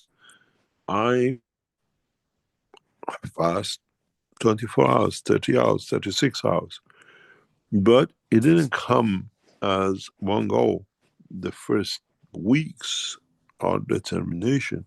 But then you understand the body tunes into it. And the emotion builds up. Some people say, oh, I always eat 1 meal a day. But what's the emotion of eating? Once whenever I feel hungry, what's the emotion of it? What does it bring in emotion to you? And how does it make you feel? Always said, you can take your horse to the water, but you cannot make it to drink. You can do all the processes, but there's a niche in there that niche has to be found out why you cannot. Some other knowledge seekers in the same sessions, and the others, we had to tell them to eat. Literally, a few knowledge seekers after the what you call food sessions, they asked, what shall we do? We told them, start eating. Because you need to. Some of them could feel the taste of the food. Some of them could actually feel the expansion of the stomach when they receive the energy, because that's the only way they could describe it. And we have to understand the emotion. Then if we understand the emotion, we feel the emotion, then we learn it and we can do it. Knowledge seekers in South China Sea, south of China, what do you call it, in Xinjiang and the rest, they started this drinking from the gas waters. Many of them stopped eating for months. They're just drinking now. They learn the transfer of the energy. But now it's time to understand how to transfer the energy from that food to us. And that's why we brought the head units, which is coming out. You put one head unit and then you see how you feel. If you don't feel, change the fruit. Change the position of it. And then you see, can you receive it? Can you feel it? And then you build it up. And this is part of the same with transmutation and transportation. Many people like to transmute. As I brought you the picture of today, what I drew. Transmutation energy for me is not the same as you. My composition of fields is different than you. That's why our systems are adjusted to. We have developed what I call space frequency, which doesn't exist in the vocabulary. We have brought in the what I call, you see the graphs we just showed you, these shapes, sinusoidal, whatever, doesn't exist in the plasma of the universe. It has its own shape. And if you create it, you can achieve transmutation. Then you have to find the frequency. Where are sending you? Are you going to end up on the moon or Mars or in planet Zeus? These are all the essence of the knowledge man needs to learn in the coming time to be able to do. I was looking at on the, what we call it, social media, that Mr. Musk is planning to build a rocket that he can go interplanet, can go from one planet to another, whatever, and come back and the rest of it. Because don't forget, when supposedly man went to the moon, it couldn't take off. They had to count to get off if it was real. But he's built this system, which is, what do you call it, third generation, fourth generation coming up. The way he lands the craft on the Earth, he takes the craft across there and he lands it the same way upright on the moon. And when you're in that position, then you can take off to come back. But there is a condition on this, that he matches the fuel, he has enough fuel, and this is why these are scarce opportunities. But this is what you will see with the Keshe Foundation in the coming weeks. We have developed a space fuel which man does not have on Earth, that creates fields which gives you that dimension. We had to create this new field to be able to be working the same as the, what we call, universal bodies. In a way, when I look at this rocket technology, and now we're going to the moon and come back because we can't land here, we can't land there, it's like that movie, if you remember, the guy stands in front of the other guy and he's trying to use a sword or an arrow, and the guy just pulls a gun out and that's it. The arrow and the sword is Mr. Musk. The gun is the space technology.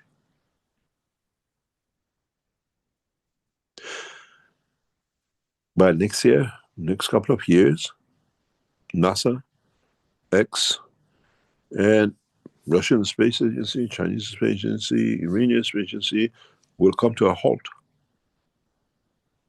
It'll be museum pieces.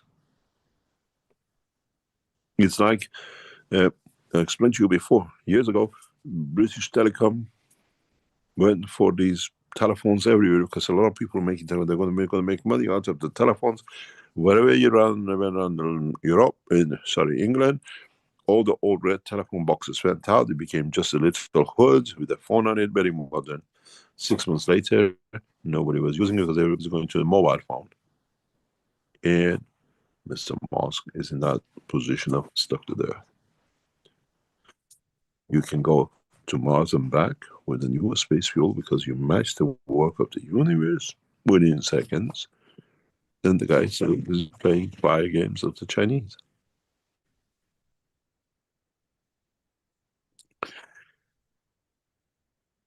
Developing that space fuel is a breakthrough. Otherwise, we'll have been still with the maglabs and magnetic fields, blah, blah, and rocket technology. A fundamental change in the world of science is about to merge, but in a different way than you think. And it will merge from Keshe Foundation. This is what we came here. We introduce a new energy source. a new technology, a new dimension of technologies, which has baffled the world leaders, and even they wanted to claim on it, that with it will change. But I look at it back a few weeks later, I said, thanks God it didn't happen. You have to understand that a fundamental change in resources will bring the change in behavior. Technology which will be developed will change the soul of the man, the physicality of the man, the needs of the physicality of the man and the soul of the man, all equal. It's not anymore that tokamak holding a plasma, it's a plasma holding a plasma. Smooth interaction. The soul of the creator is in the dimension of field of the universe. He creates his own field and interacts with us. And the holy grail of achieving what is in the holy books was developing that fuel, that energy that allows to work in the same strength, same fields as the creator. And we have achieved that. We hide it in different ways. We manifest it in different structures, but in a way, man has reached that point of maturity to have the basic fundamental fuel that he feeds the soul of the man, the physicality of the man, the motion of the man, the illness of the man, the material production of man, all from one source. We don't have factories in the depth of this planet creating, one factory creates only gold, and one factory only creates zinc, and one factory only creates water, and one factory creates oxygen. It's the interaction of the fields of the universe which leads to that point. And we have achieved that level of knowledge. And part of that is the dimension of transfer of energy that becomes food to man. In a short time, we'll bombard the world of science and technology with new systems and technology, new understanding. And part of the teaching which you see in the past 4 or 5 months is prelude to that point. We had to find peace with a man that we could give it, that it doesn't use it for that. And now we found that peace.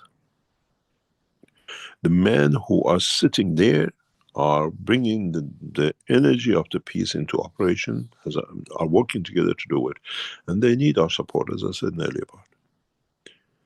And a lot of people in the West are brainwashed with something else, but we see the reality. We know what is about to happen.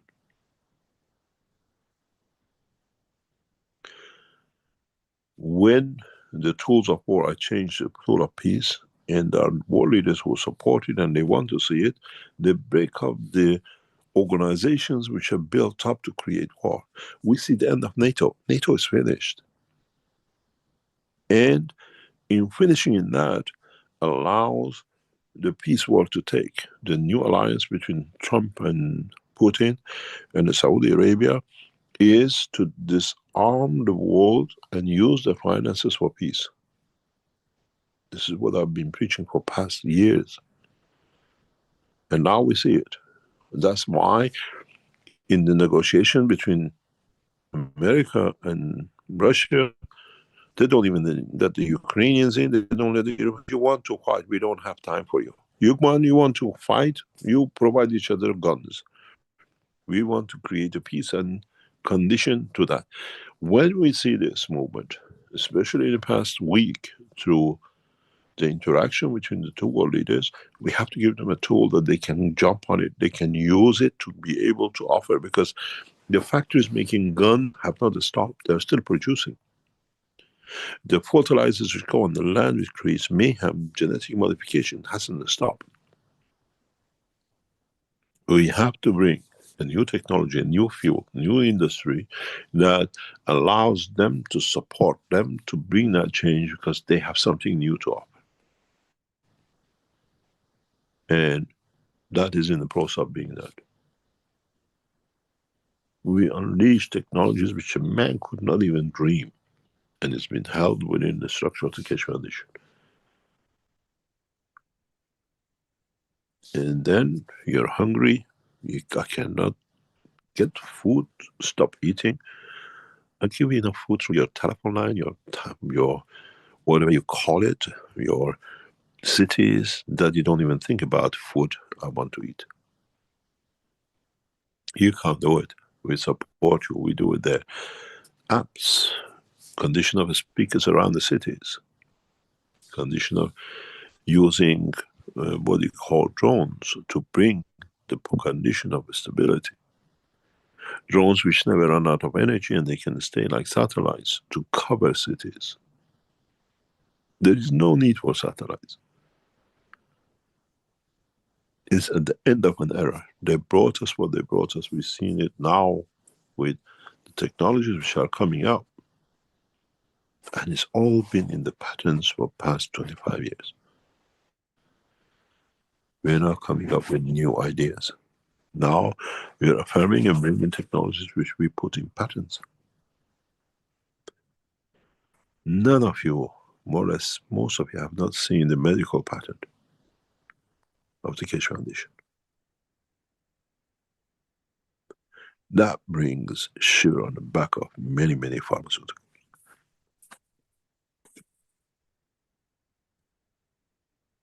And the beauty of this is not in the hand of one man, it's a spread. Now you touch me, the technology is released in worse way than anything else.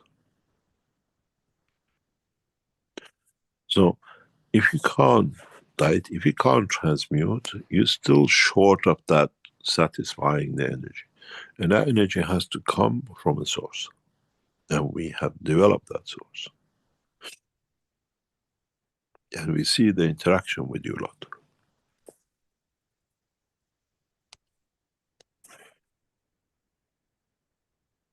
Any other question?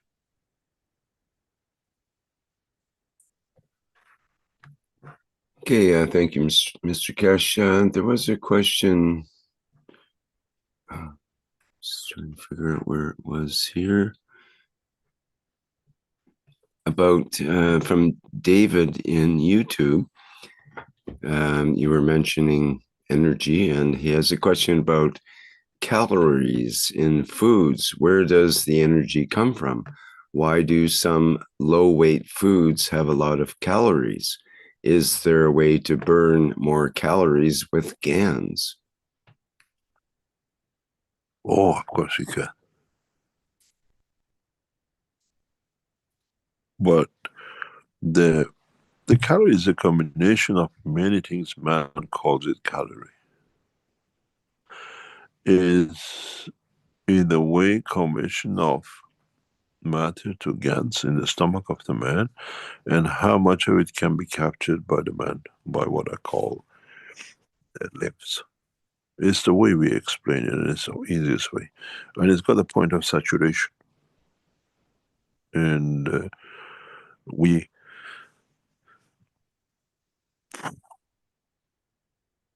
I explain calories in a different way, as the energy man needs from its environment to manifest its presentation or its presence. And the world of science has brought up how much energy is needed to hold on to before conversion. But they don't tell you what happened after it's converted. What do you do with this energy? And we see at certain points, man needs certain amount of measured materials to keep certain weight. And they said this is how much energy you need. You convert it, they call it the calorie and the rest. Man has made measurements for everything, fake or real, to confirm his, what you call, existence and his talent. But in fact, now that you bring in technology, plasma technology, calories don't mean anything. Because you work on the plasmatic fields and you don't need to take matter state calorie. Bonding and debonding of materials. And what energy you get from it is what I call the calories in the present world of knowledge.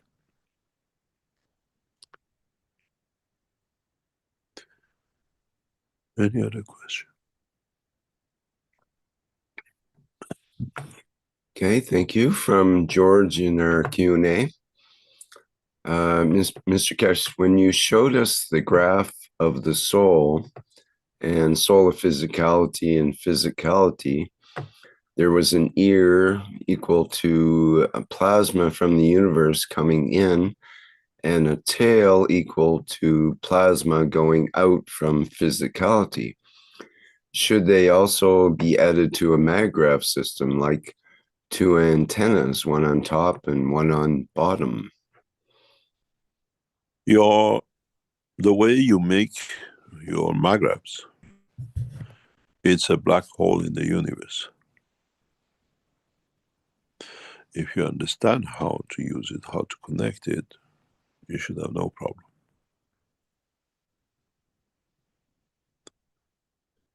As I said, our knowledge seekers always looked for matter state condition, but they didn't look for the field dimension. And it's time to do that.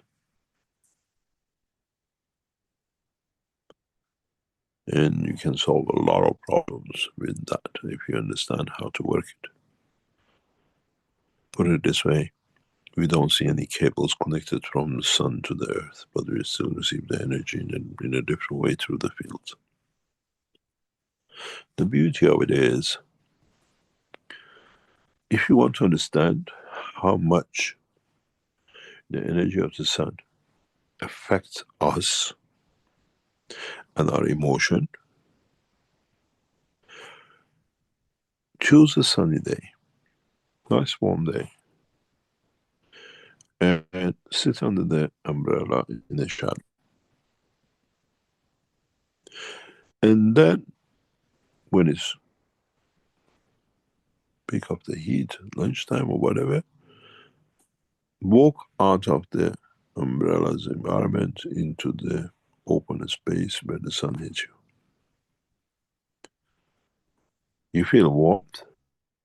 Try to feel what pressure is put on your skin. You feel the pressure of the sun, the rays. And measure your emotion. What does it change in your emotion? Then you understand a lot of things if you're there to understand. You can use part of that energy for transmutation if you want. You can use it for anything else. But what does a man do? Changes to emotion. Oh, it feels nice and warm. Emotion of warmth. This feels hot. Emotion of heat that is absorbed by the skin. And a person says, I feel so good. So, and the doctor tells you, vitamin D. Fake it.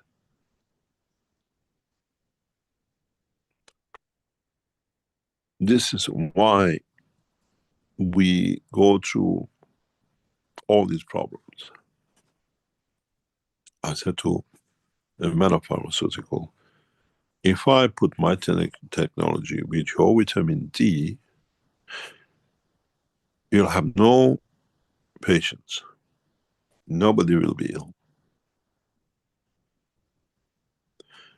Because I transfer the emotion part to it that you cannot do with your medicine.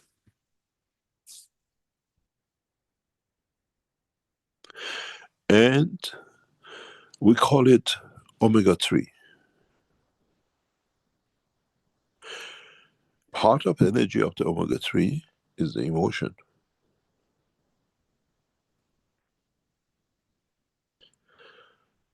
When you're depressed, when you are Alzheimer's, whatever, you take omega-3. It's part of that field in that what is the emotion. And then the new technology of science of man, it says chickens bred in captivity don't have any omega-3, very, very little, and are very high in omega-6. Omega-3 has the emotion of freedom. The bird is free. Omega-6 is the emotion of the imprisonment. That emotion comes to us, we eat it. Depressions, suicides. That bird is locked, he wants to be free. He has created, he's changed even the structure of his own life through his oil, which lubricates, gives nourishment to all his parts, to imprisonment emotion, omega-6.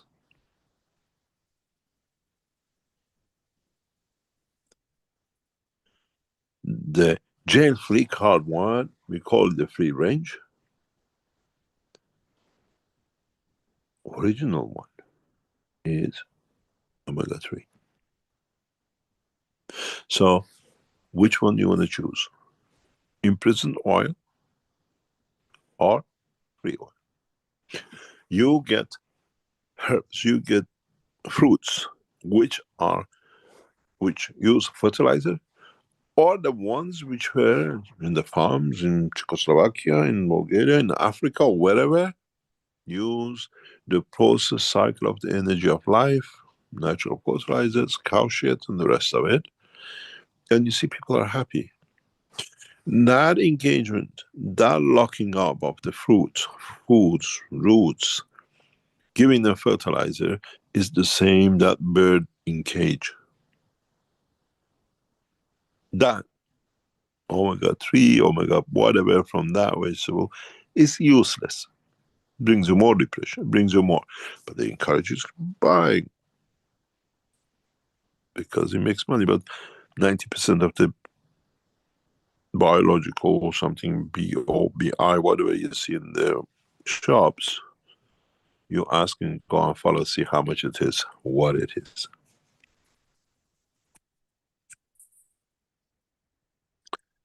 And how they control it. I had the privilege of, in the past couple of years, to be taken to a tomato factory. And you see these cherry tomatoes, little tomatoes, which are in usually string, very nicely, neatly done. And this greenhouse is set up just to produce these. And the way they produce is amazing. Mobile greenhouse by the plant, I call it. They put the seed of the plant, let's say. It's a very, very interesting the way they've done this. And the way it works is like this. They build a greenhouse. And they put seeds in little trays on this corner. The rest of the farm, the rest of the greenhouse is empty. And they are what you call like strings in the full length of this, very controlled. They put the seed of tomato here and they connect it to this. This belt is on a conveyor belt. So in a way, the plant moves up that way. And the plant lasts 8 months. So the plant goes up this.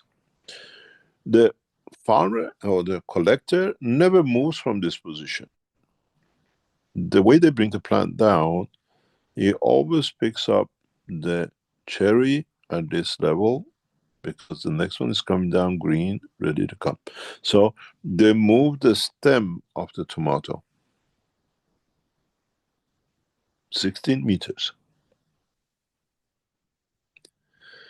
But to achieve that, they continuously feed, drop feed, chemicals.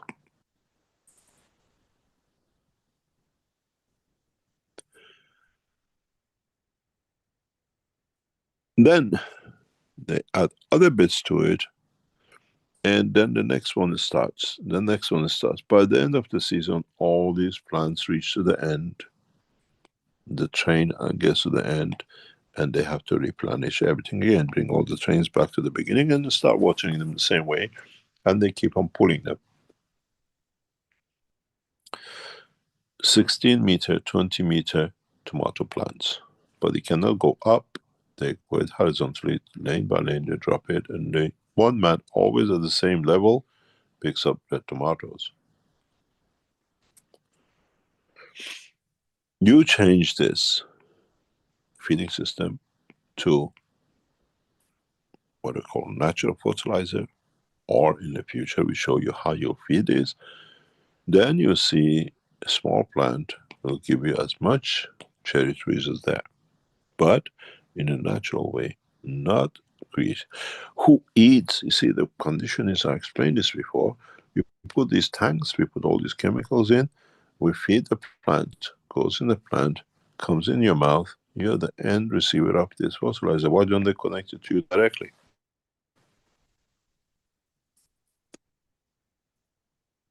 What goes here is a mess, and what is created in this is a bigger mess as a human emotion.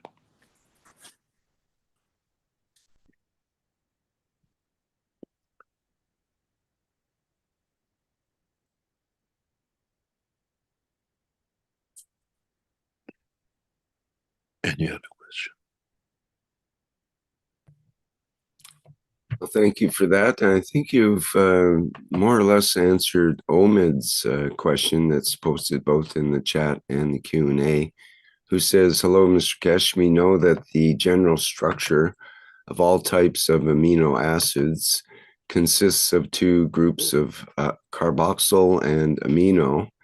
Is the cause of the fatty amino acids due to carbon and hydrogen bonds, carbohydrates, or simpler, why are amino acids fat? They are, I call the amino acids inertia of life. You call it amino acid.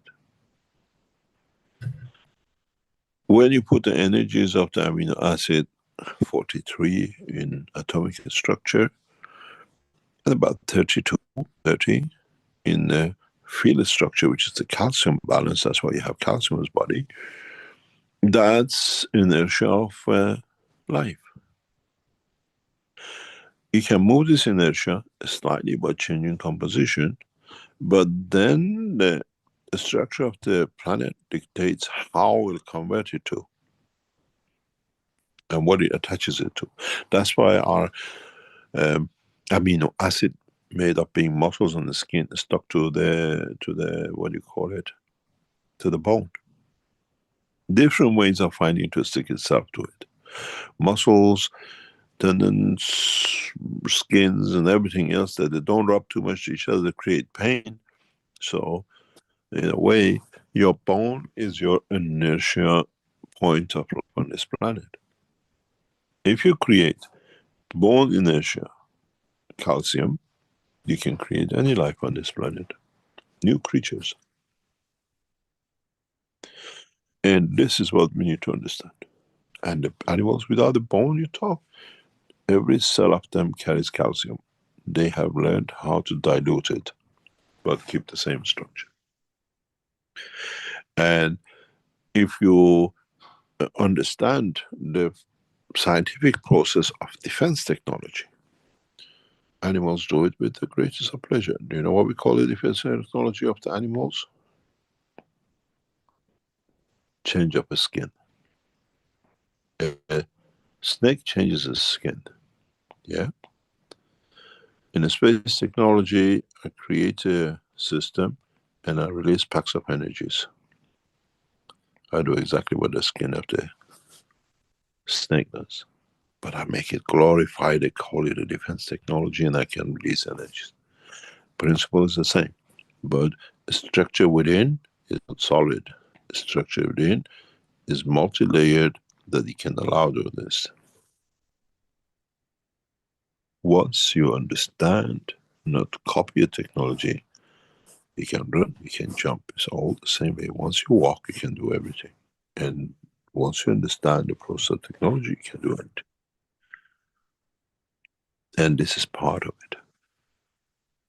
which why do you create amino acid at 43 and then your calcium 32, depending on combination of what bond? So this gives you a very good indicator. Energy of the amino acid is around about 30 in the atomic structure. Otherwise, it cannot attach itself to it. And this has to be stronger that you can hold on to it. That's why your muscle tissue sticks to it. Now, you look at the carbohydrates, look at everything else, and see how they convert to this, to be attached to this. And then, how come the more distance you get from this, you store them in different form, you call it belly fat. Because the muscles have already used their space. They feel the strength from the bones. In a way, if you look, understand the structure, physicality of the man, the most powerful, strongest is this guy, which can hold, and it still uses very much dynamic calciums, but locked in the plasma. Then you have the backbone with the rib cage, which diverts the energy of this spine. Your spinal cord has the highest gravity pull in your body. And then over the process, you see your stomach, and this is nothing here, it's just your backbone connects you to your hip bone, if you remember the song. Yeah? So what happens to you? You have these leg bones which come in, which in fact they bring you the conversion of muscle tissue to walk. Why all your cancers, majority of your cancers, 98%, 95% of the cancers happens in this area? Oops.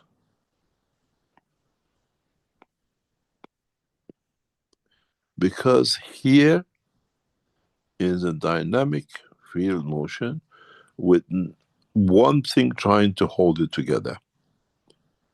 This is your skin holding you to the backbone, your spine. And to do this, these have to keep on moving to accommodate this. Yeah? And this movement creates different fields. You call it cancer. If you make a solid rib cage where the stomach of man, you cannot move, you have these in a steady position and different things. Look at the diseases in heavy overloaded people. And look at the diseases in the slim people. Even cancer in them is different than the other. But they all have calcium as the center. How you allow that gravitational point of the life on this planet, which for physical life is calcium, is spread, and how you connect it, it gives you different structures. And then you encage it or connect it to matter state energy gravitational field of the amino acid, 43 to 30, and you attract it.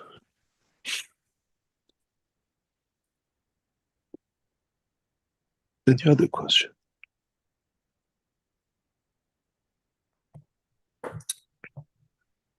Okay, thank you. Let me see here. Another question from George, who says, in the last workshop, you drew let's see. You can take over the screen. Okay, just a second here. Share. It says in the last workshop, you drew a 4-stacker maggrav. What does the 4th stacker mean?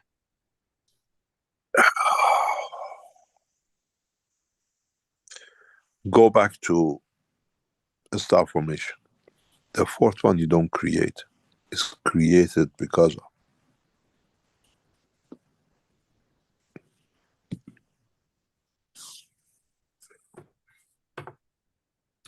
Is that what you referred to at one point as the free plasma? Yeah. It'll take centuries in research and development for man to understand, to utilize all the possibilities and properties of a magnetic system. Very soon you will see a lot of people understand, and those who called magnetic systems fake, blah, blah, blah, blah, they have to find a hole to hide in, showing their ignorance. Well, actually, it's not hiding, it's just too physical.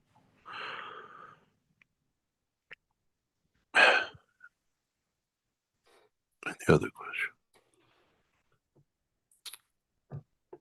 There was another question from George before we get to Miranez, who has a hand up here.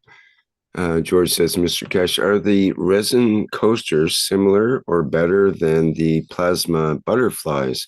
Could they be used together?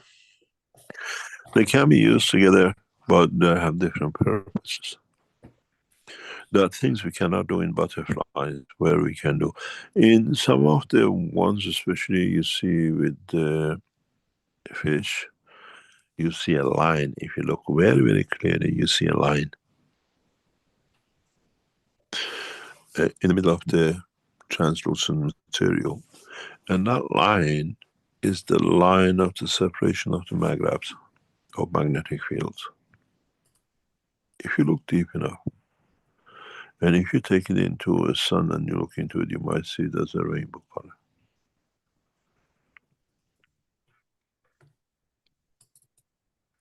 It's a normal thing. This, what do you call it, materials are like silicon. And when you put a silica in a glass, you get this reflection. And then when you cut it, you see different reflection. And you can see the more or less gases as energy in this material. You see them clearly if you have the eye for it to see it, to watch it. You should see a rainbow color. We see that I explained that in the teaching before. We see that in diamonds when we do the silicon filling. When we put silicon in them, like the gels and the rest of it. And you know if the stone is real or fake. But in this case, you see the break in the line of the light, which produces like a rainbow, a spectrum in a different way. This is where your energies and microwaves are sitting.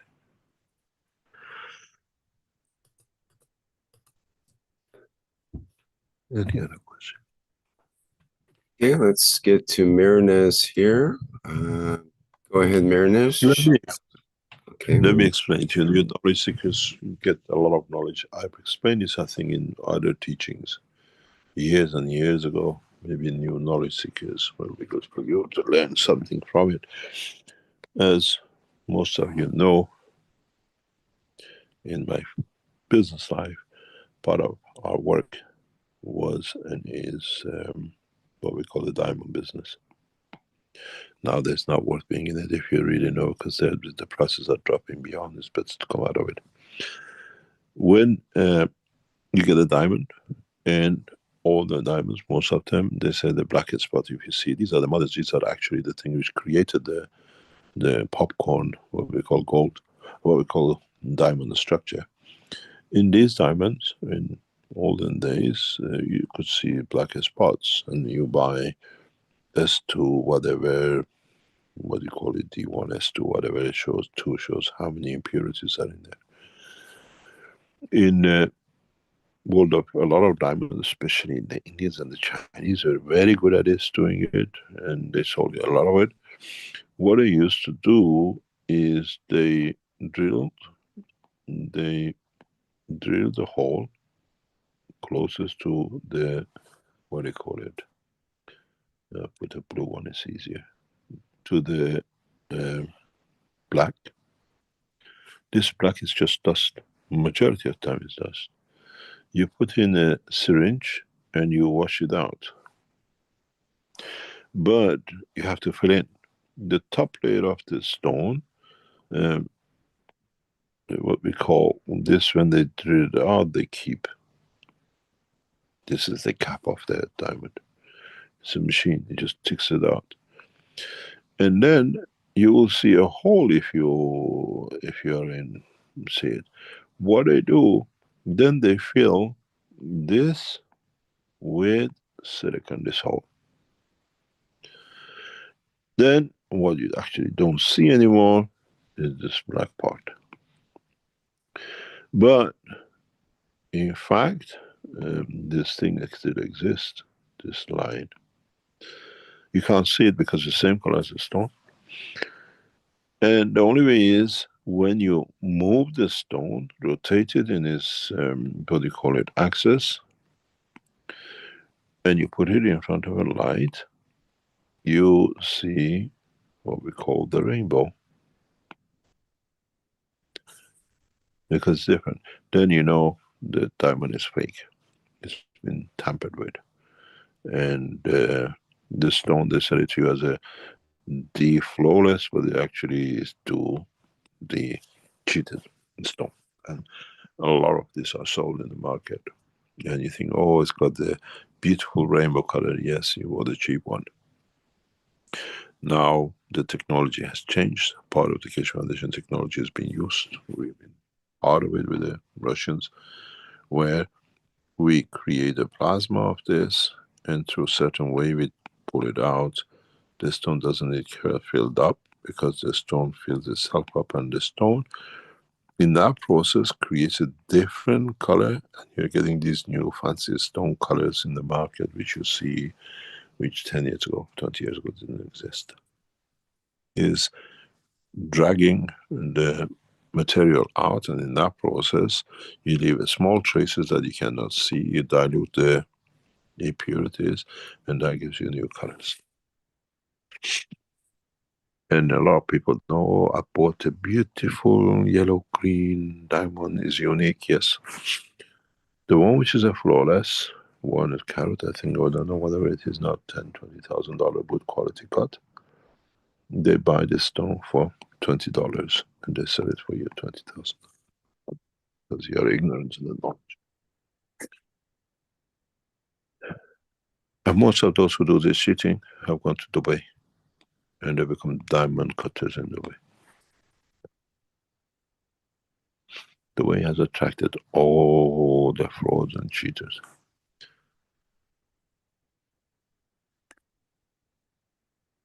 Okay, let's answer the question that we call it today.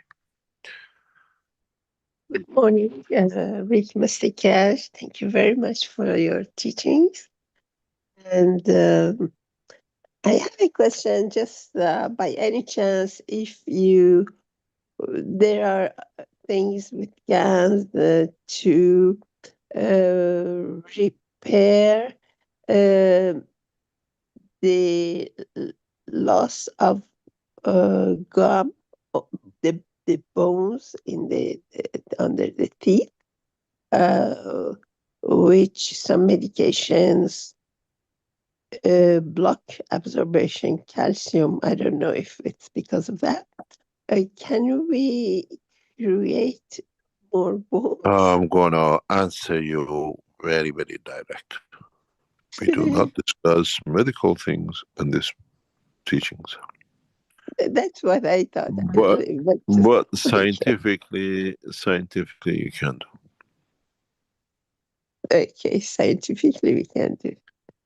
Very scientifically you can do, and there's a lot of things to be done. This is something we've done a lot of work with in the past. And scientifically the knowledge is there to do, but I'm too lazy to complete it, to release it. Okay. I've been asked these questions, many of you know, for past 45 years by one lady who I love so much.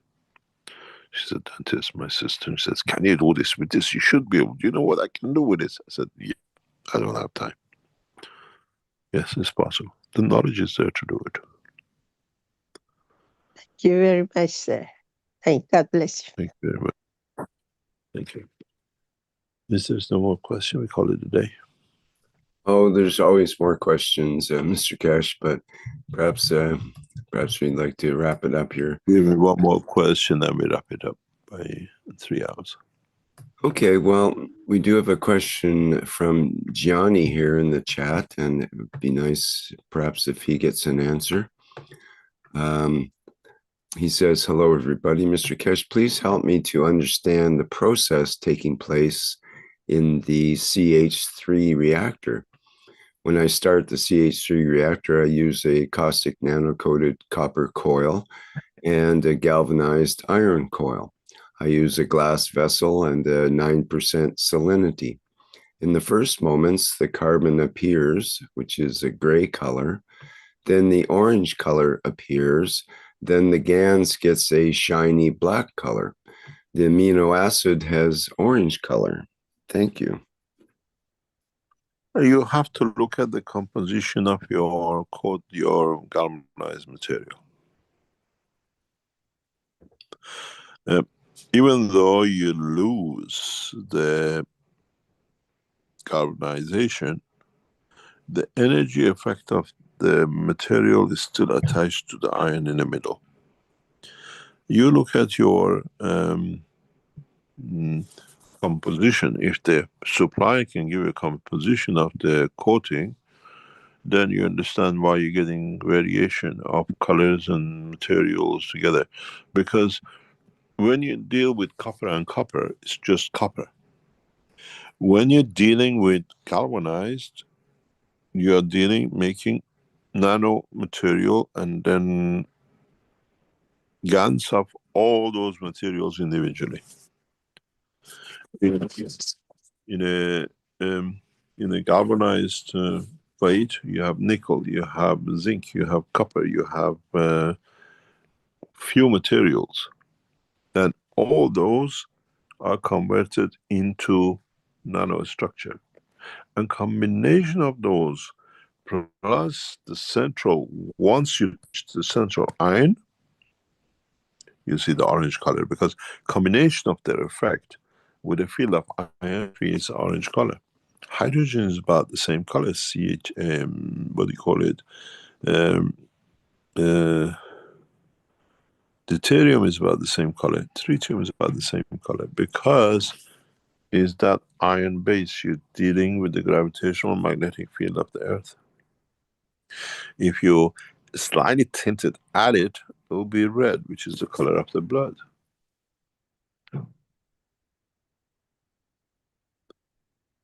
If you push it into certain direction of composition, you create blood color.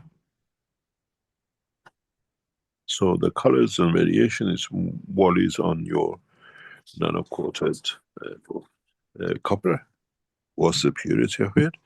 And then interaction of that, because it's not just the copper, it could have 5% of nickel in it. And then now you have nickel on the, what do you call, the galvanized. So now you're producing nickel GANs, which becomes part of that GANs and the composition of it. Once the field manifestation of the iron comes, you get the red color.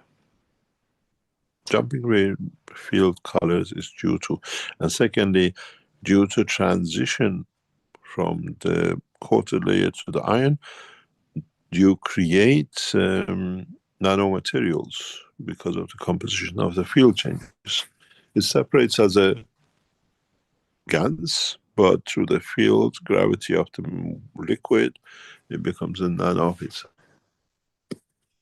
In a way, it's like you're throwing water in the air and the air is cold, and then you freeze, you get ice on the floor. The Canadians friends know exactly what I'm talking about when they throw water in the air in Canada in the winter time. It just freezes while it's going. It drops like a rain.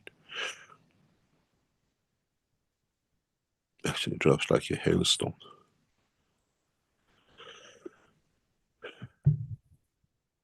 Yes, indeed. Okay, well, thank you for that detailed description. That may help Gianni. So would you like Thank to you very wrap much it up, indeed. I guess, for today? Yeah, we'll wrap it up today for today, yes. There's one last thing. And Oops, sorry, go ahead. yeah, the session of the 20th of March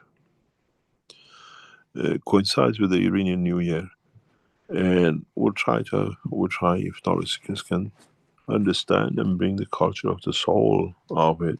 That will be interesting, because there's a lot of things we will manifest in a different way with that cycle of teaching. We would like to thank you for today. I go back on what I said before. Those of you who have expertise and you can part-time support the work of the Keshe Foundation in different aspects, please get in touch with us, that we can expand the knowledge rapidly. Thank you very much. A question, Mr. Keshe, on the transmutation session you were just talking about. It's listed as March 28th. Yes. Is that correct? Yeah. Okay. Good. There's one other thing, which is let me share here from Elizabeth and from the Universal Council, who have a daily wish now that they're providing for people to have a common wish for each day. And today's wish was wished to be shared by Elizabeth. And I'll read it here, and maybe we can take a few seconds of silence to kind of digest it. And then I'll pass on to the end of our workshop here. So it goes, we, the Universal Council, wish that as everyone elevates, they learn to add their energy to the planetary peace and prosperity. And sometimes we say, I am present for those. Present for those out there. The Brazilian team has come up with a brilliant documents which they posted today. It's the first time I've seen it, maybe they posted it before. And it summarizes or they try to summarize the essence of the teaching of every session.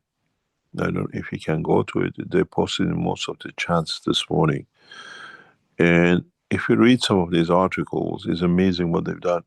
Need some corrections, but that's normal. But if you look at it, if you go to the chats and have a look at this link, takes you to, I cannot do it on this one, just 1 second. You may hear some noise, just bear with me.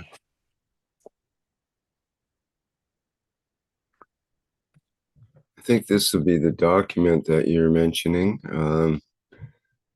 which is the... There's a chart with this. There's a chart of every day, every teaching.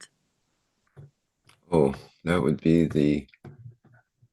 It's like the last teaching that I'm looking at here. Let me see, where is that? Yeah, but they put out a link that you can go to all the teachings. I noticed. Okay, here it is. Yes, let me share that. If knowledgeers would like to understand the essence of the teaching for pastime, it's amazing what they've done here. That's beautiful. I thank to Rafael and the Brazilian team. I think most probably they're doing some with the Chinese team, connecting to each other with AI. But this gives you essence of the teaching, or the essence of the soul of the teaching, not necessarily the physical and mechanical. I think this must have done by AI, listening to all the teachings. But it's fantastic what they come up with. Goes back to the 440th, at least, Knowledge Seekers Workshop here. If you click on one of them, especially the one from last week, it gives you essence of the teaching. There's some parts which needs correcting, but it's amazing how Different knowledge seekers bring different aspects of it, and how they will be in the process of changing this. It gives the essence of the teaching than actually physical teaching. What they understood and what, or maybe AI understood from it, which we know AI is not perfect yet, but it needs to be read and be adjusted. And that is very interesting to see. Very interesting to see knowledge seekers are putting these kind of knowledges out. And I know the Chinese community is working heavily on the AI side of the Keshe Foundation work. And we'll see how the whole thing takes shape. There is an announcement which we'll make in the coming week or two, but I'll give you an insight into it. If you have ever produced, if you are selling Keshe Foundation products, if you taking part of the Keshe Foundation work and you modify it the way you do, or you thought you can do, or you're producing materials that you sell, or you're trying to sell with ganses or whatever, you run a small website shop, or you have a shop, you make the materials or whatever, you're a manufacturer, you produce it yourself, not that you buy it from the Keshe Foundation and put it on your website. Send a message to us, who you are, what you sell, and we will bring all of you. There's a huge number of people, they sell this. We reckon there are about 400 groups around the world, but now I think it's over 2,000-3,000 people who are doing it, maybe more. We will announce this further. We give you an opportunity, huge opportunity. We are not looking to demolish you. We are there to help you to build it up. Even those who stole what do you call it, Italian group who stole our factory and everything they done when they're trading under. If you still got their shops and they thought they could, get in touch with Keshe Foundation through a line which will be provided in the next couple of weeks. We are bringing all the Keshe Foundation suppliers under one license. We certify you, you sell out your goods. And this will come in the next few months as one massive, what you call Amazon product range of the worldwide Keshe Foundation. You can trade with each other. If somebody wants something, you see something, you don't need to pay, you pay through coin, cash coin, which means the exchange rate, these things doesn't come into it. And then the plan is to set up a delivery system that all of you pay the same price across the world to your customers. So you get the license, you get the certification, you get authorization, and it allows you to increase your productivity or your income. We are not here to destroy, we are here to bring a massive expansion to Keshe Foundation. As I said, there's a lot of things happening in the background, but you go on the license. This way, you work safe. This way you can increase productivity, buy from discount directly from the others and add it to your website in your language. And it creates a market for many of you. And that's the purpose of the Keshe Foundation. Then it depends on you how you want to compensate this for the other knowledge seekers, how you come to an agreement, or we come with a general agreement. If knowledge seekers manufacturing trade between each other, this is what you're going to get, and it'll be paid through a structure set that you're not worried, I sold them, they didn't pay me or whatever, or they would do the wrong material. We give you a certification that you are bona fide. You don't have to have a factory. A lot of you make it in the garage and in the bedroom and the rest of it. We support you to make this, but most probably it's hundreds of you, thousands of you out there who do it. We are aware of, we thought about 400, but now we start tapping into internet, watching what people do. You might mix with other technologies, this technology. We still give a, we give you a platform to increase your, what do you call it, your income, your sales. And this is going to happen in the next few months. So we're going to gather this. We give you an email to go into, and then we leave it to you how much you want to donate as part of your income, which comes into central platform to the foundation that allows others to be expanding, and as we do, we always go back into the foundation and to the community. So if you are, even our resellers, we have different kind of agents and reseller groups.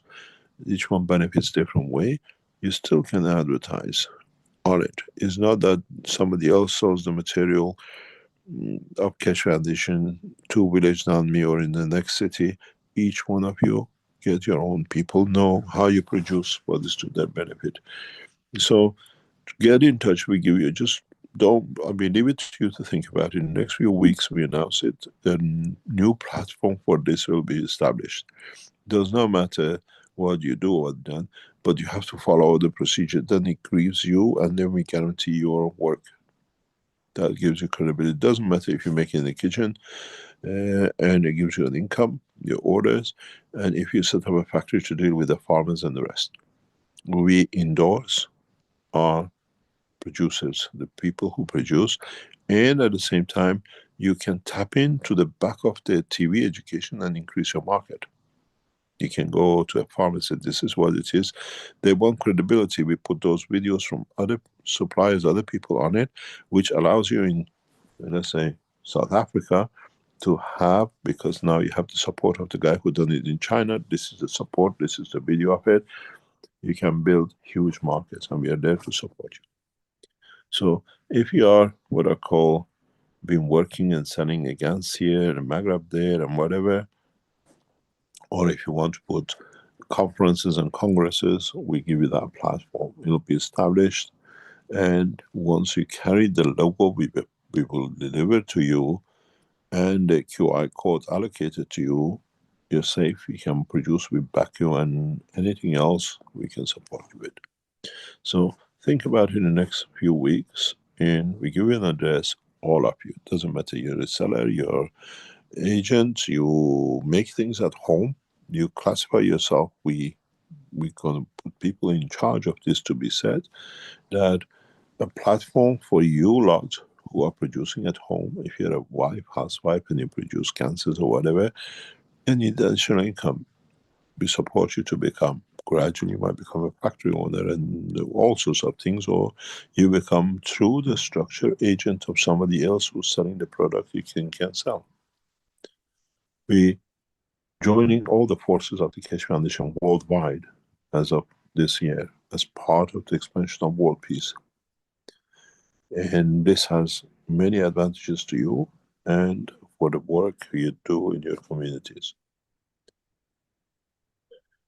Thank you very much for today, and I hope we all learned a little bit more about our own way to our Creator, which was all of you wanted to find it. But now we have to give it the tools to do it. And hopefully we'll see you next week. Thank you very much, and see you next time. All right.